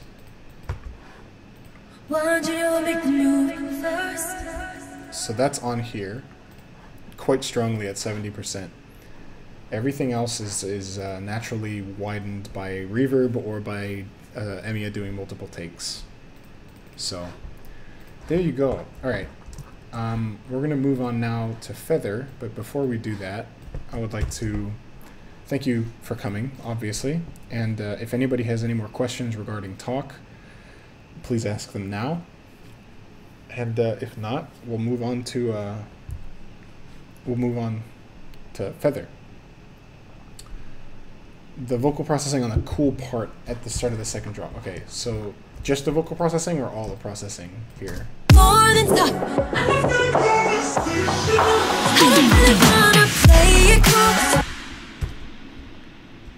okay, so here there's a lot of stuff going on, but actually not really. So what I did here is, what I have going on here, sorry, I was trying to figure it out myself, I don't entirely remember. So there's a bunch of like room reverb going on, so just reverb that's quite, it's very wet, but the room size is very small, so you get like a very room sound. And then what I'm doing in terms of automation is I'm actually automating the formant of the vocal. So with that, that's what gives it that sort of weird, like, cool sound. That's what gives it the most of the cool sound. That and the reverb. In terms of the instruments and everything, actually I think it's on the master that I have everything going on. Or not. I just have like a bunch of filters and reverbs sort of engaging all at once.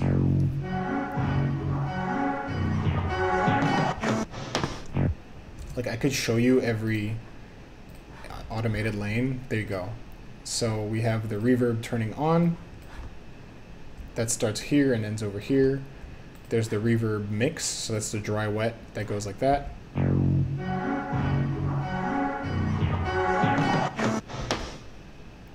I'm not sure why the bass, oh, okay. Yeah, I moved this bass into the instruments group so I wouldn't have to do this automation on the drums group as well. And then the frequency of the filter over here.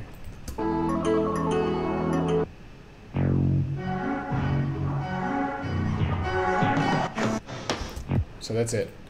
And there's a similar thing on the drums essentially. So if we do this, it's basically the same thing.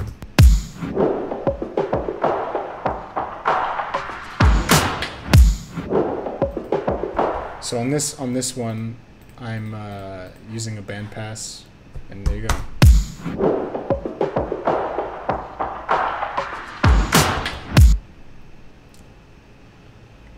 Okay, hold on, guys. Give me a second. Okay, how long did it take to finish talk? I think I made the whole thing probably in. I started it in March, and it must have been finished in sometime in June or July.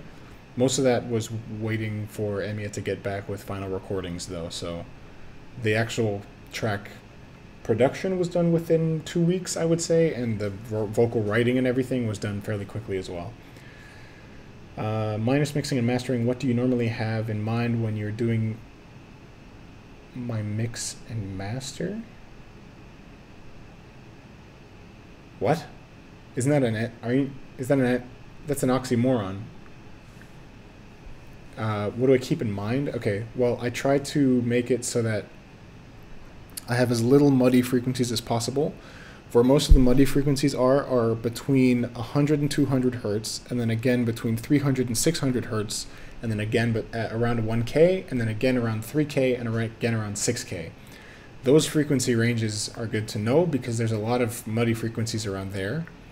So I tend to like audition each one on the master using Pro Q. And as you can see, I've dipped around a lot of them. So over here I've got a dip around 86 because I thought there was too much of this muddy frequency. I dipped around 500 because there's too much of there. Didn't dip too much around 1000, but I dipped at 4K and 8K, which is kind of the same as 3 and 6K. So there you go. That's for the mixing. For the mastering, I always do the same thing. I use a glue compressor to boost the volume, and then I have Pro L2 afterwards that makes a tiny extra volume boost, but mostly is here for true peak limiting and LUFS metering. So there you go. That's how I do my mixing and mastering. What else do we have here? What is that dropping ARP? Which dropping ARP? More than stuff.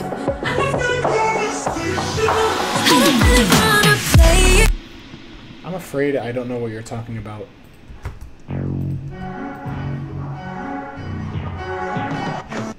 Are you referring to this? If so, this is a sample from an old Max instrument that I recorded while I was in school in the UK, and it's just like...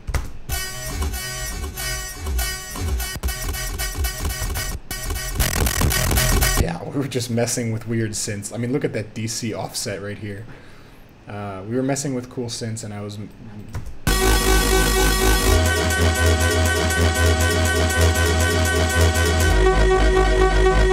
Yeah, so that's that. Before starting the drop...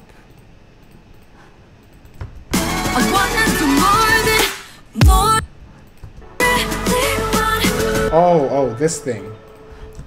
This thing.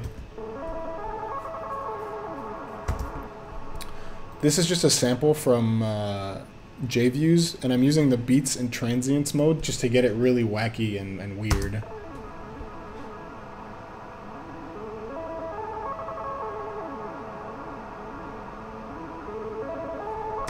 Like by default,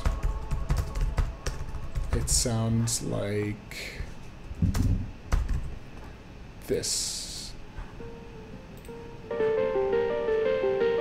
No, it's this one.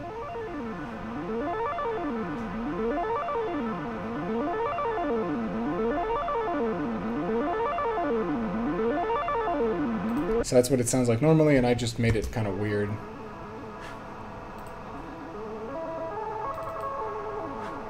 Yeah, nothing really too big. It's kind of in the background there.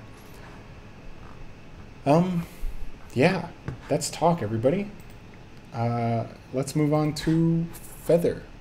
Finish off this thing, and then I can go to sleep. For those of you wondering, by the way, it's currently almost 6. It's currently almost 7 a.m. I've been up since yesterday around this time. I went to class yesterday. Then went to a dinner with my managers, then came home, slept between roughly 10:30 and 2:30 a.m. At 2:30 a.m. I wanted to sleep more because I was like, podcast doesn't start for another hour and a half, so I've got time. When I tried to get back to sleep, I was already too awake, so I just decided to say fuck it and get on my computer. So since about 2:30 a.m. I've been at my computer, doing this stream as well as doing the podcast stuff. So there you go. Let's move on now to Feather, and we'll be doing that one. I'll show you guys a couple of extra things, like maybe some little Easter eggs that you wouldn't get from the EP, and yeah. I'm just gonna turn up my AC. Because we out here, Southeast Asia gang. What time? How hot is it right now? I'm talking in Celsius because I'm not a heathen. It's 26 degrees. And it feels like 29, apparently. Okay, here's Feather. Feather is a much smaller project, as you can see, with only 60 tracks. It's a pretty simple one. And honestly, like I said in the podcast, I wasn't originally going to release this. Okay, okay, Eli, blah, blah, the grind, face scratch. You know how it be. Dummy hot. Yeah, it's pretty hot. Welcome to Singapore. And where am I? In Singapore. I moved here about a month and a half ago. Almost, actually 2 months ago now. Um, yeah, so I originally wasn't gonna release Feather. I just made it because I make a lot of music like this, like sort of house stuff. Let me see if I can pull up another one maybe to show you. But I wasn't gonna release this, but since it was basically one of the last tracks I made while I was in the UK, that plus the fact that I make music like this all the time and never put it out, and it's kind of my roots and everything, I felt like I should put it out, so I did. Here, this is another house type song that I've, like this kind of house type song that I've made. It's quite cool.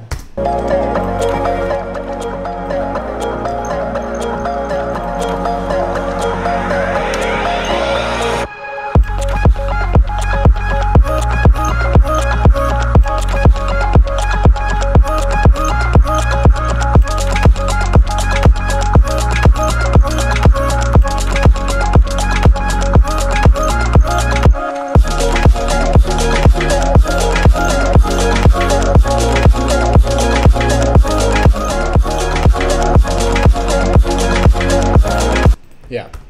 Isn't Mern from Singapore as well? I'm not from Singapore, but I live in Singapore, and Mern is indeed from Singapore, and Mern also happens to have the same managers that I do. And so Mern and I are actually quite good friends. Anyway, let's get into Feather, shall we?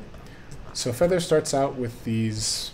So this is actually what inspired the title, is Holding a Feather. This is an ambient, analog ambient performance video that I sampled in here as like an ambience.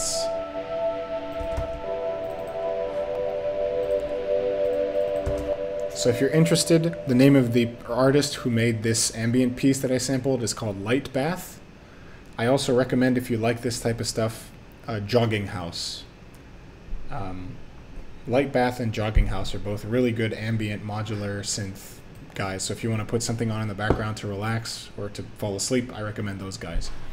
Anyway, so there's that ambience thing that goes on in the background. We've also got my chords over here, which is, now that you've been watching the stream for a while, you'll recognize as a pretty familiar patch.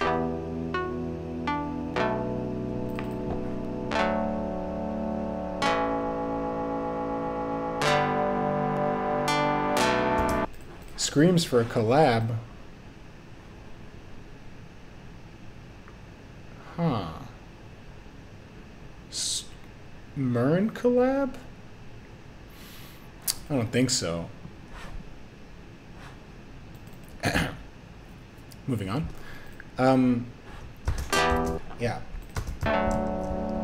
So essentially how I get the kind of analog sound is by using the random modulator in here. So I'm using the random to change the pitch by 0.2 randomly per note.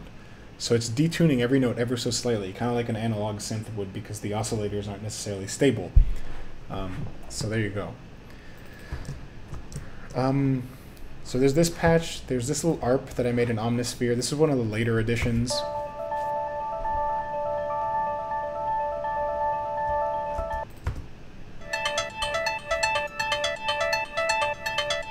I think it adds a lot to the song, so I'm happy to have it in there. In terms of effects and stuff, we just have, you know, it's mostly reverb and delay as usual for me. So there's these chords, there's that ARP, there's this sound that kind of grows throughout the whole track. So it starts out completely gone, then there's this. That has the random on the pitch as well, so it gives it a bit of movement. By the end of the track, it's fully open, like. But it just kind of, literally it opens throughout the whole song. You can see the frequency goes up throughout the whole song. So there you go, that's in there. A lot of the main sound actually comes from this.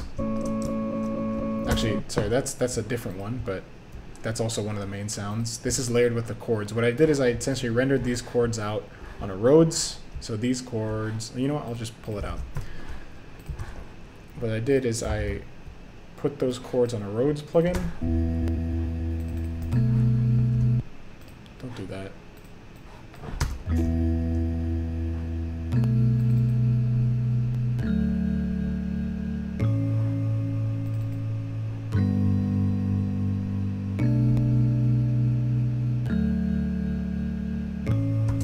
So there was those, and then I chopped them up into like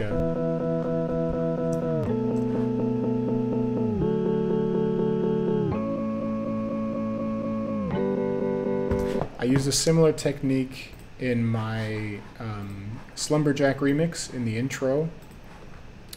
So if you listen in the intro in the background, that's there too. How can I be so lonely? Even when we're low. So that's in there, and we also used this in Couch Dreams with Andy, Stereo Cube, whenever that was. Oh, I think he took it down off SoundCloud. But yeah, we used a similar thing in Couch Dreams. Hey, Havela, welcome back. Welcome back? I remember you coming to my streams back in the day. Anyway, Couch Dreams, we used a similar thing here. The main melody comes from this here.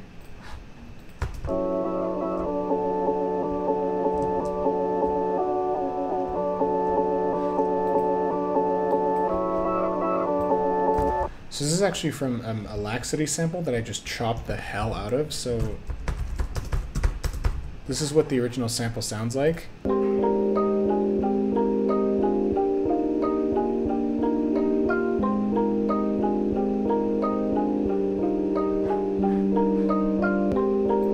So that's the original sample, and I chopped it up so fucking much that it ended up sounding like this.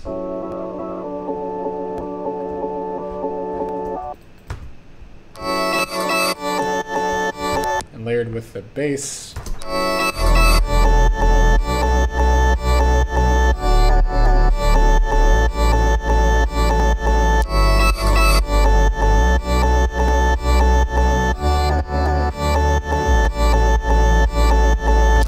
So there you go. That's basically the main instrumentation. These other plucks up here are just kind of extra layers.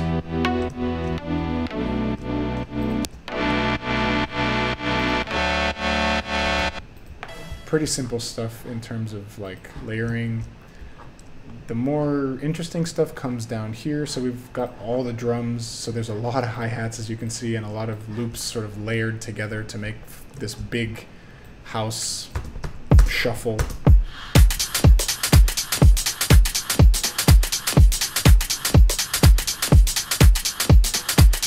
And even more over here.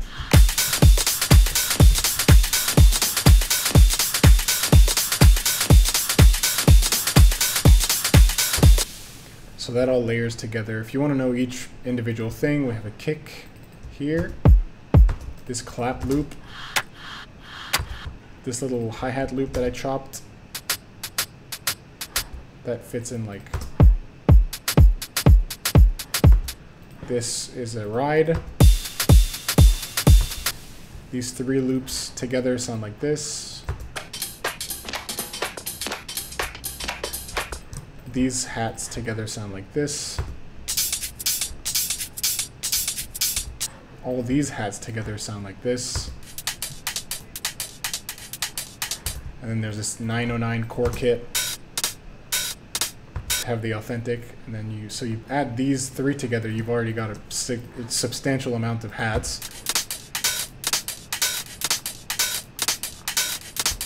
And then you get the extra shit, and you have a big old drum loop full of shuffly hi-hats. Hey, where's all my hats? There they go.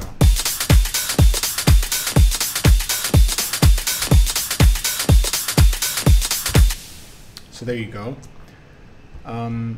Then the bass lines, so one of them is just just a sub bass. No, this is my typical like Reese sub bass, so this is the same one that I use in all of my songs.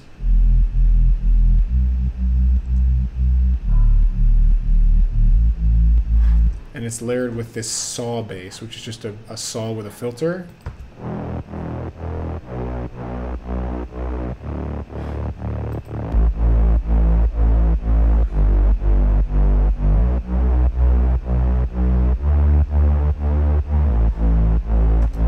So there you go. That's pretty simple.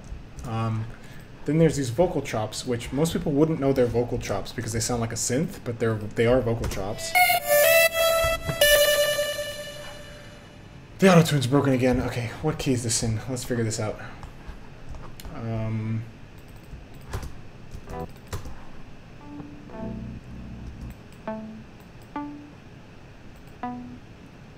B minor, right? Yeah, B minor. Okay, here we go.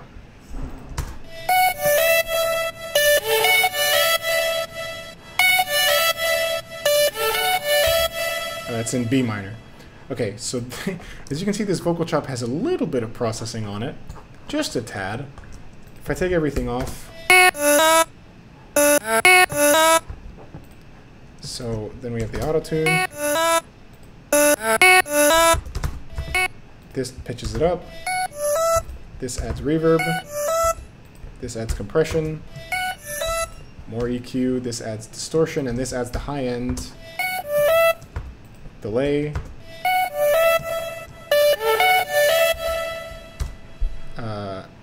OTT, because I'm a producer, and final EQ.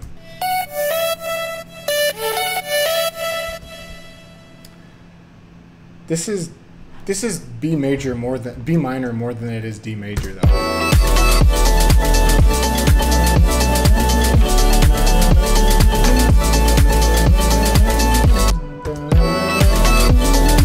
It's both because they're relative keys, but it's I hear that I hear B as being more of a tonal center than D, but they're both pretty prominent. Anyway, music theory, guys.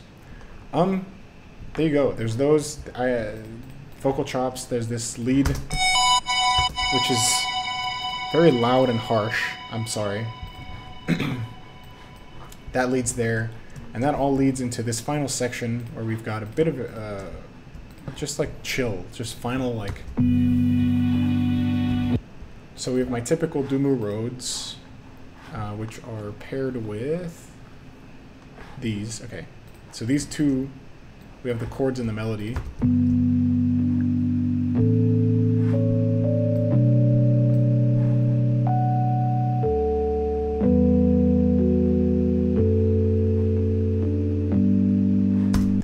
That's layered with another Labs Frozen Strings.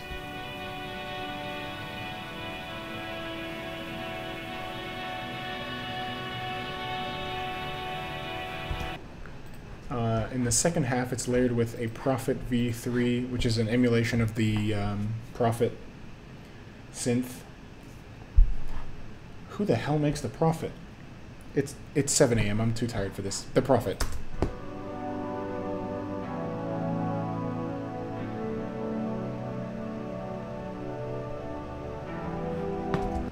So you have those.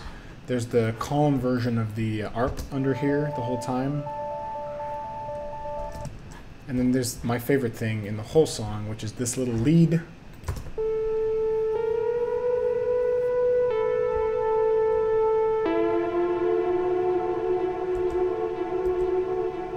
And that fades out. So with all of that, you end up with a nice little ambient section. Obviously there's these here, and there's the chops, but low passed. Also fucking broken. I'm gonna please Ishiro here and just make it D major.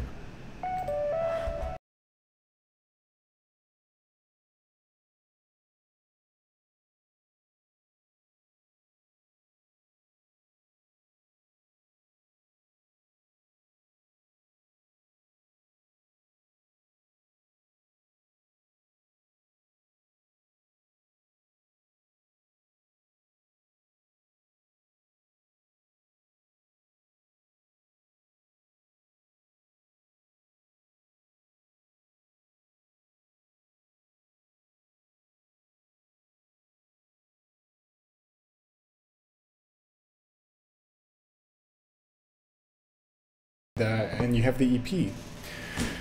So, 2 hours after we started, we've finished going over how I made the Talk EP. We've had some hiccups along the way. We had a P break that was highly controversial. We had a couple cancellations over using loops and over not buying Contact. So all in all, we can safely say that my career is over. I'm gonna show you guys a couple extra bonus things, just because you've been here so long. I'm gonna show you an alternate second drop or alternate second section for talk that I had. Sorry, for not for talk, for blinded. So a little fun fact: Blinded is in Rocket League right now. It's the front track in Rocket League. When you open the game, it's the first thing you hear. That means that because of dev cycles and stuff like that, they had to include the game in an update that they rolled out back. They had to include the song, sorry, in an update that they rolled out back in July. But they just hid the song in the game and made it publicly available on the day of release. This means that when I finished Blinded, I actually, when I was told that I had to, like, a week to finish Blinded, I only had half of one song. So I had a very tight deadline for it. And I'm never going to lie about this, but Blinded is probably my least favorite song on the EP. I feel like it kind of ruins it, but that's neither here nor there. I know a lot of people like it. Anyway, this was an alternate second half of Blinded after the house drop. So interesting to hear, I guess.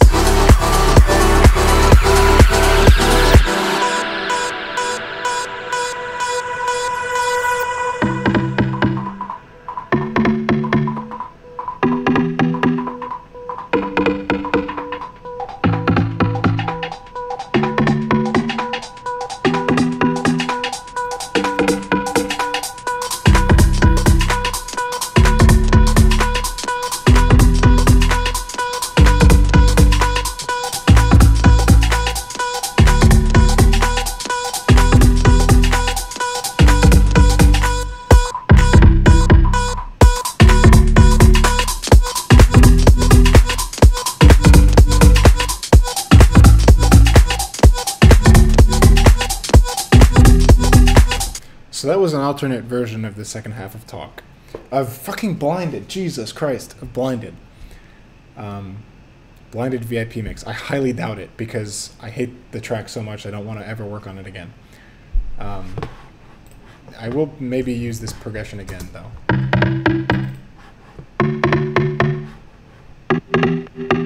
Yeah.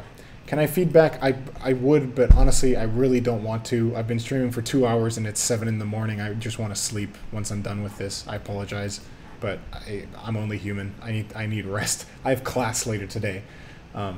So, yeah. I saw some other things earlier questions earlier that I didn't answer.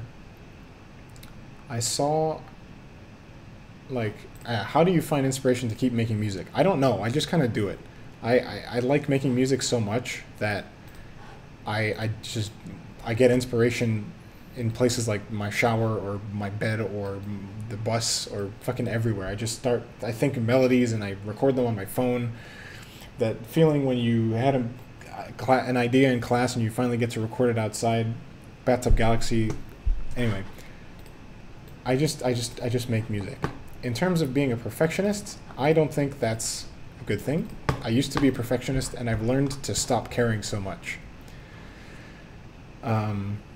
Which I guess it's kind of, I guess it's a little antithetic a little oxymoronic. I don't fucking know the word, but it's a little hypocritical that I say that after I've just said that I hate Blinded because I had to rush it. But I try not to care about these things so much. If I really hated Blinded that much and was a perfectionist about it, I would have not agreed to have Rocket League put it in their game. But because I don't care that, I force myself not to care that much because at the end of the day, I know while I hate Blinded for the production quality or whatever, I feel like it's subpar for me. Nobody else hears that, and everybody seems to enjoy the track. So clearly, yeah. So there you go. I left DBS Bristol, where I study now. I study at a university in Singapore called LaSalle, which is an art university. I do music there. How do you get over this hurdle of being inspired and not motivated? I'm the kind of person who, if I'm not feeling like making music, I'm just not going to make music. I tend to work very fast, so I can finish songs really, really quickly. which is a good thing because then it gives me a lot of time to be able to be like, I don't feel like making music today. That being said, the last month and a half I've been very, very overworked because on top of this EP, I've had a lot of stuff to do with behind the scenes for Duumu as well as production stuff for other artists and stuff like that. So some days I'm just not motivated, and those days I have to force myself not to make music or not work. Obviously, sometimes if it's a little more time sensitive, I have to do it, and that's just kind of how it is. You got to think of it as like a job. When it gets to the point where it's you have to do it, you have to think about it as a duty and as a job. So, if you produce so quickly, what is usually your workflow when working on a song? I don't know. It varies with every song. Usually I'll have an idea that I'm usually either ripping off from somebody and then twisting it into my own way or doing a remix. I tend to start with chords and like melody stuff before I do drums or anything, because I feel like drums are easily adjustable later on. So I think, yeah. I saw some other questions. What about the song Intentions was going to be a remix for? I don't want to say. So it was accidentally, I noticed during the stream that it was accidentally shown in the stream. I'm not going to say because I'm afraid that people are going to go and be like, why did you reject Duumu remix? I respect their decision. Her team really liked it, but she just wasn't feeling it, and that's totally fine by me. So, yeah, and in the end, it got me a track that I'm very, very proud of as an original, so I'm happy about that. So, yeah. Any recommended books for theory? No, I have never read a book on theory because I am lucky enough to have a musical ear, so I can tell when things are in and out of key, and stuff like that. So, there. How do I like my eggs? I like them scrambled. I also like them sunny side up, I guess. Follow-up question. Oh, yeah, well, I already answered this one. Theory goes crazy. It can be daunting. It will increase your threshold for sure. To know theory. Like, for instance, this year in school, we're doing a theory class. And it's proving to be very useful for me. But I think it's good to take it very small steps at a time, especially if you're not coming from a background of music theory. Because if I had done solfège, is it called that in English as well? If I had done theory stuff since I was a kid, then it kind of comes naturally. But since I didn't, it's a little daunting. There's a lot of terms that are weird and a lot of very specific things. But if you take it small step at a time, you're going to end up with a good overall knowledge.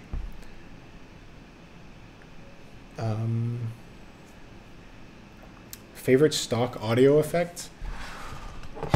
I love the audio effects in Ableton so much. Erosion's a very good one. I want to say like EQ8 or auto filter, but those are just filters and EQs. I think probably overdrive, to be honest. I feel like it's the most versatile distortion one. So there you go. Solfège in English as well? Okay. Yeah, what about stickers and merch? I'm not going to say too much about that. We're working on it. Actually, not even working on it. It's soon. Soon, stickers and merch very soon. There you go. Favorite audio effect rack I've made. So I recently got a new computer when I moved out to Singapore. I upgraded from my 2016 MacBook Pro to just the latest model, the 2019. And when I was in the process of migrating all my files over, I forgot to include my Ableton folder, so all my racks were gone. So now the only audio effect rack that I have is my Space Effects rack. Oh, actually, I have a couple presets in other plugins, but it's just my Space Effects rack, which is just a reverb and delay with knobs set up for them. I use that all the time. So there you go. There's another thing that I wanted to show you guys from the EP. I'll show you this, then I'll show you one unreleased song, and then we'll finish it off. Not unreleased finished song, just an unreleased, like a whip that I started. Did you know that AOL Talk There For You uses cover art of the girl in the music video? Did I? Does it? I'll have a look. More so general question, do you have any hints or a taste of what 2020 Duumu is going to sound / look like, since you were talking about the management dinner? Yeah. Do you think that you are handsome? No, I don't think I'm handsome. I'm an ugly. I'm ugly. Ugly as hell, man.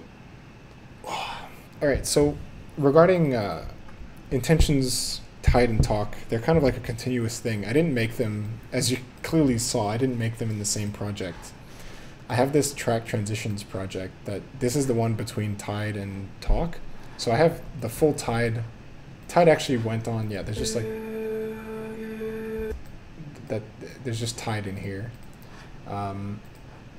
And this is actually the render of tide that came out. So the render that came out of my project went into here, and this is the render that I came out on the EP. And essentially what I did is I brought talk in afterwards, so we have talk here as a full song, and I brought in a couple elements from talk and essentially brought them in. And that's just how I did it. So you have, this is the kalimba that's coming in with a filter, just very slowly.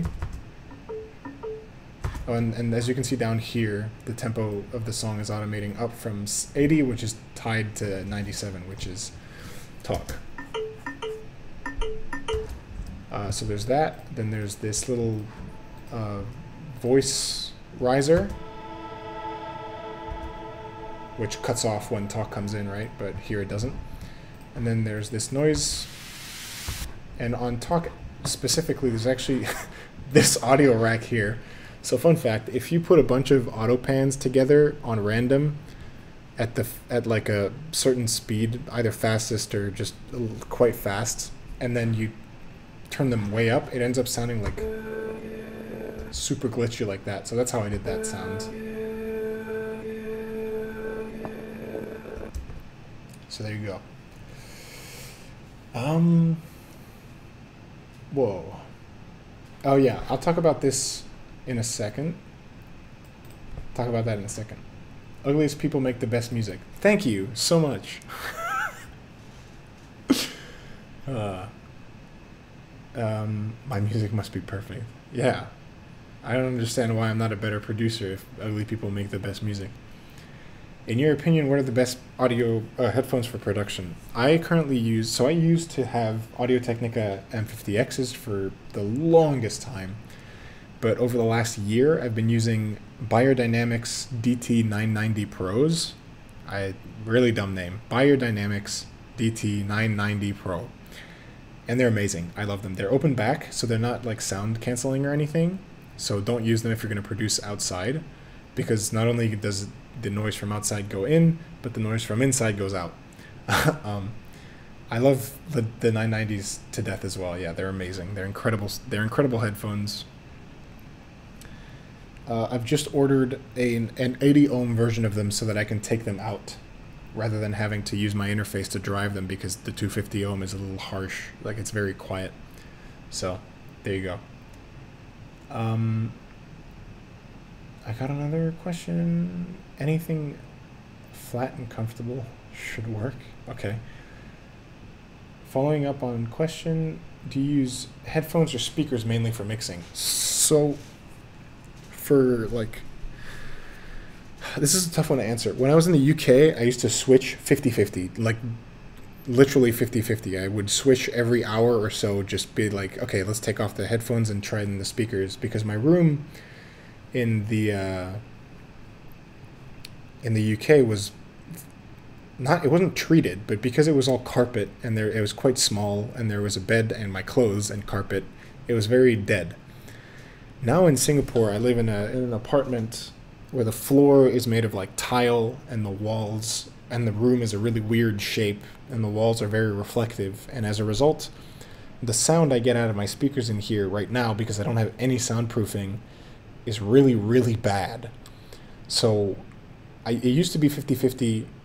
Now it's mostly headphones when it comes to mixing, but I still use my speakers for idea generation and stuff like that quite a bit.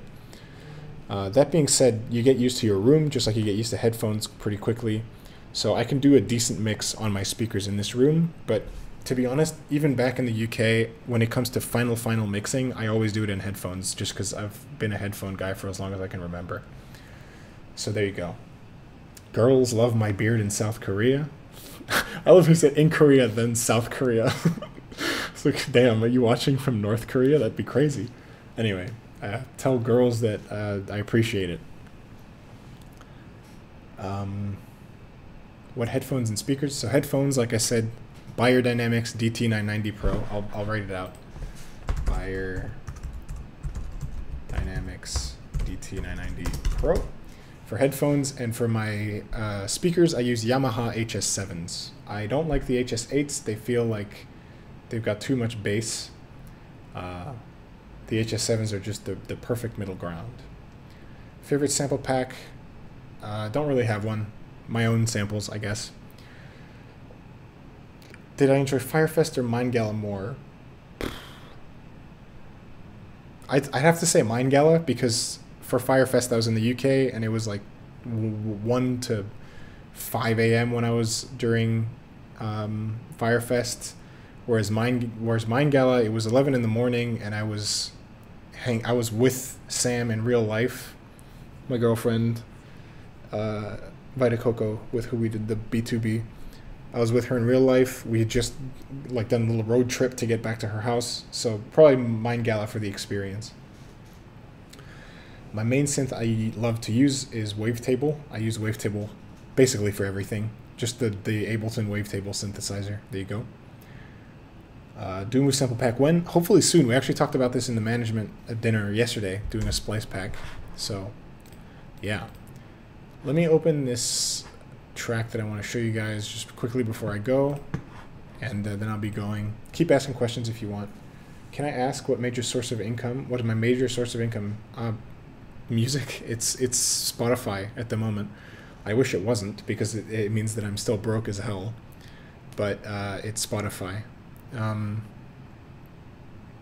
working on getting more revenue, sort of streams right now. So be it production behind the scenes or doing production stuff for films and stuff like that. That's something I'm always working on. But for the time being, with where I'm at, also playing shows, I'm going to start playing shows a lot more in 2020. But yeah, for the time being, it's mostly Spotify. For 2020, let me show you. Oh, that was a host. Thank you, Flashhound, for the host. For 2020, my aesthetic's going to switch a little bit. The boys, Corey and Jimmy, the boys. So I'm going to start doing visually stuff. This is for Dill. I don't even know if Dill's still here, but visually stuff that's a little more boutique, or sorry, not boutique, but like streetwear kind of. So stuff like this is visually what I'm going to be doing a lot of. In terms of music, I don't want to talk too much about it because I don't want to make any promises, but we're thinking of doing some strategic, making a little bit more in a banger direction for the start of 2020. So at the start of 2020, I'm going to put out a bunch of singles. They're going to be a bit heavier than my usual stuff. But the plan is that by the end of 2020, I've got another body of work, like an EP, and that's going to be more like the stuff that I released with this EP. So for the start of the year, we're doing more strategic stuff, right? Man's got to make some money, and but I love making bangers as well. So there you go. Can I read the Russian letters on my keyboard? I don't have that laptop anymore. Don't have that laptop anymore. What's the other thing? The lads, indeed. Duumu bangers. Yeah. Okay, so with that, I'm going to play this, which is a whip that I started just a while ago. I'm going to turn on the vocals. They're just like you guys know this because there's absolutely no way in hell you don't know this vocal sample.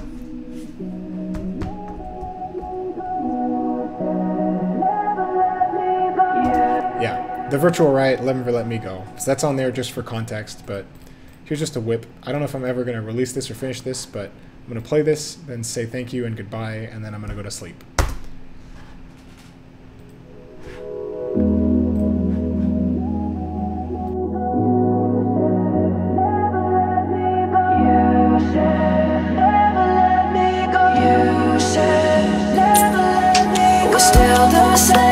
Say, and I can hear your voice. lies. It's no good answering if this is not your choice. It's not your choice. You said never let me go. You said never let me go. You said never let me go. You said never let me go.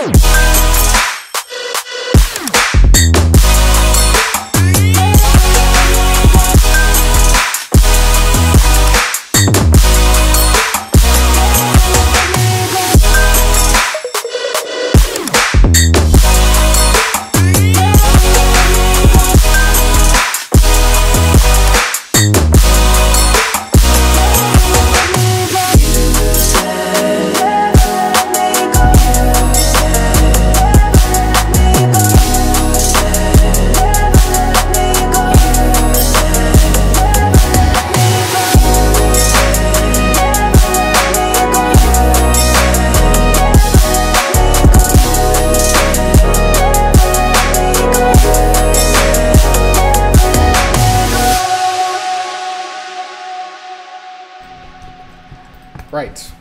So, with that, thank you so much for coming to the stream. It was a long 2.5 hours, but I hope you guys learned some stuff. I hope you guys were happy to find out about how the Talk EP was made. If you haven't heard the Talk EP, I don't even know what you're doing here, but go listen to it. All right, I'm just going to leave this up for the rest of the stream. Thanks so much for coming. I will be streaming more often. Now that this has happened, I've been waiting for this to happen so that I could start streaming more often. But I'm going to start streaming more often, be it production stuff, feedback. I guess I can talk about this now. I'm bringing back speed beats in a slightly different format. In that I'm going to be recording speed beats live on Twitch. And that you guys in the chat are going to be the ones giving me the rules, as well as the people on Instagram. So it's going to be a mix of both. I'm going to use your suggestions as well as the ones I get on Instagram, put them in a randomizer, and do that whole process on stream. And on top of that, with every Speedbeat stream that happens, I'm going to download it, the VOD, and edit it down for YouTube, so there's also a YouTube version. Oh my god. How alive. Thank you so much for all the tier 1 sub donations and gifts. I appreciate you endlessly. But yeah, so speed beats, I'm going to be doing them twice a month. No, sorry. Once a month. Once a month for now. We'll see if I'm able to do it once a month and not get burnt out, then I'll do it twice a month. We'll see about that.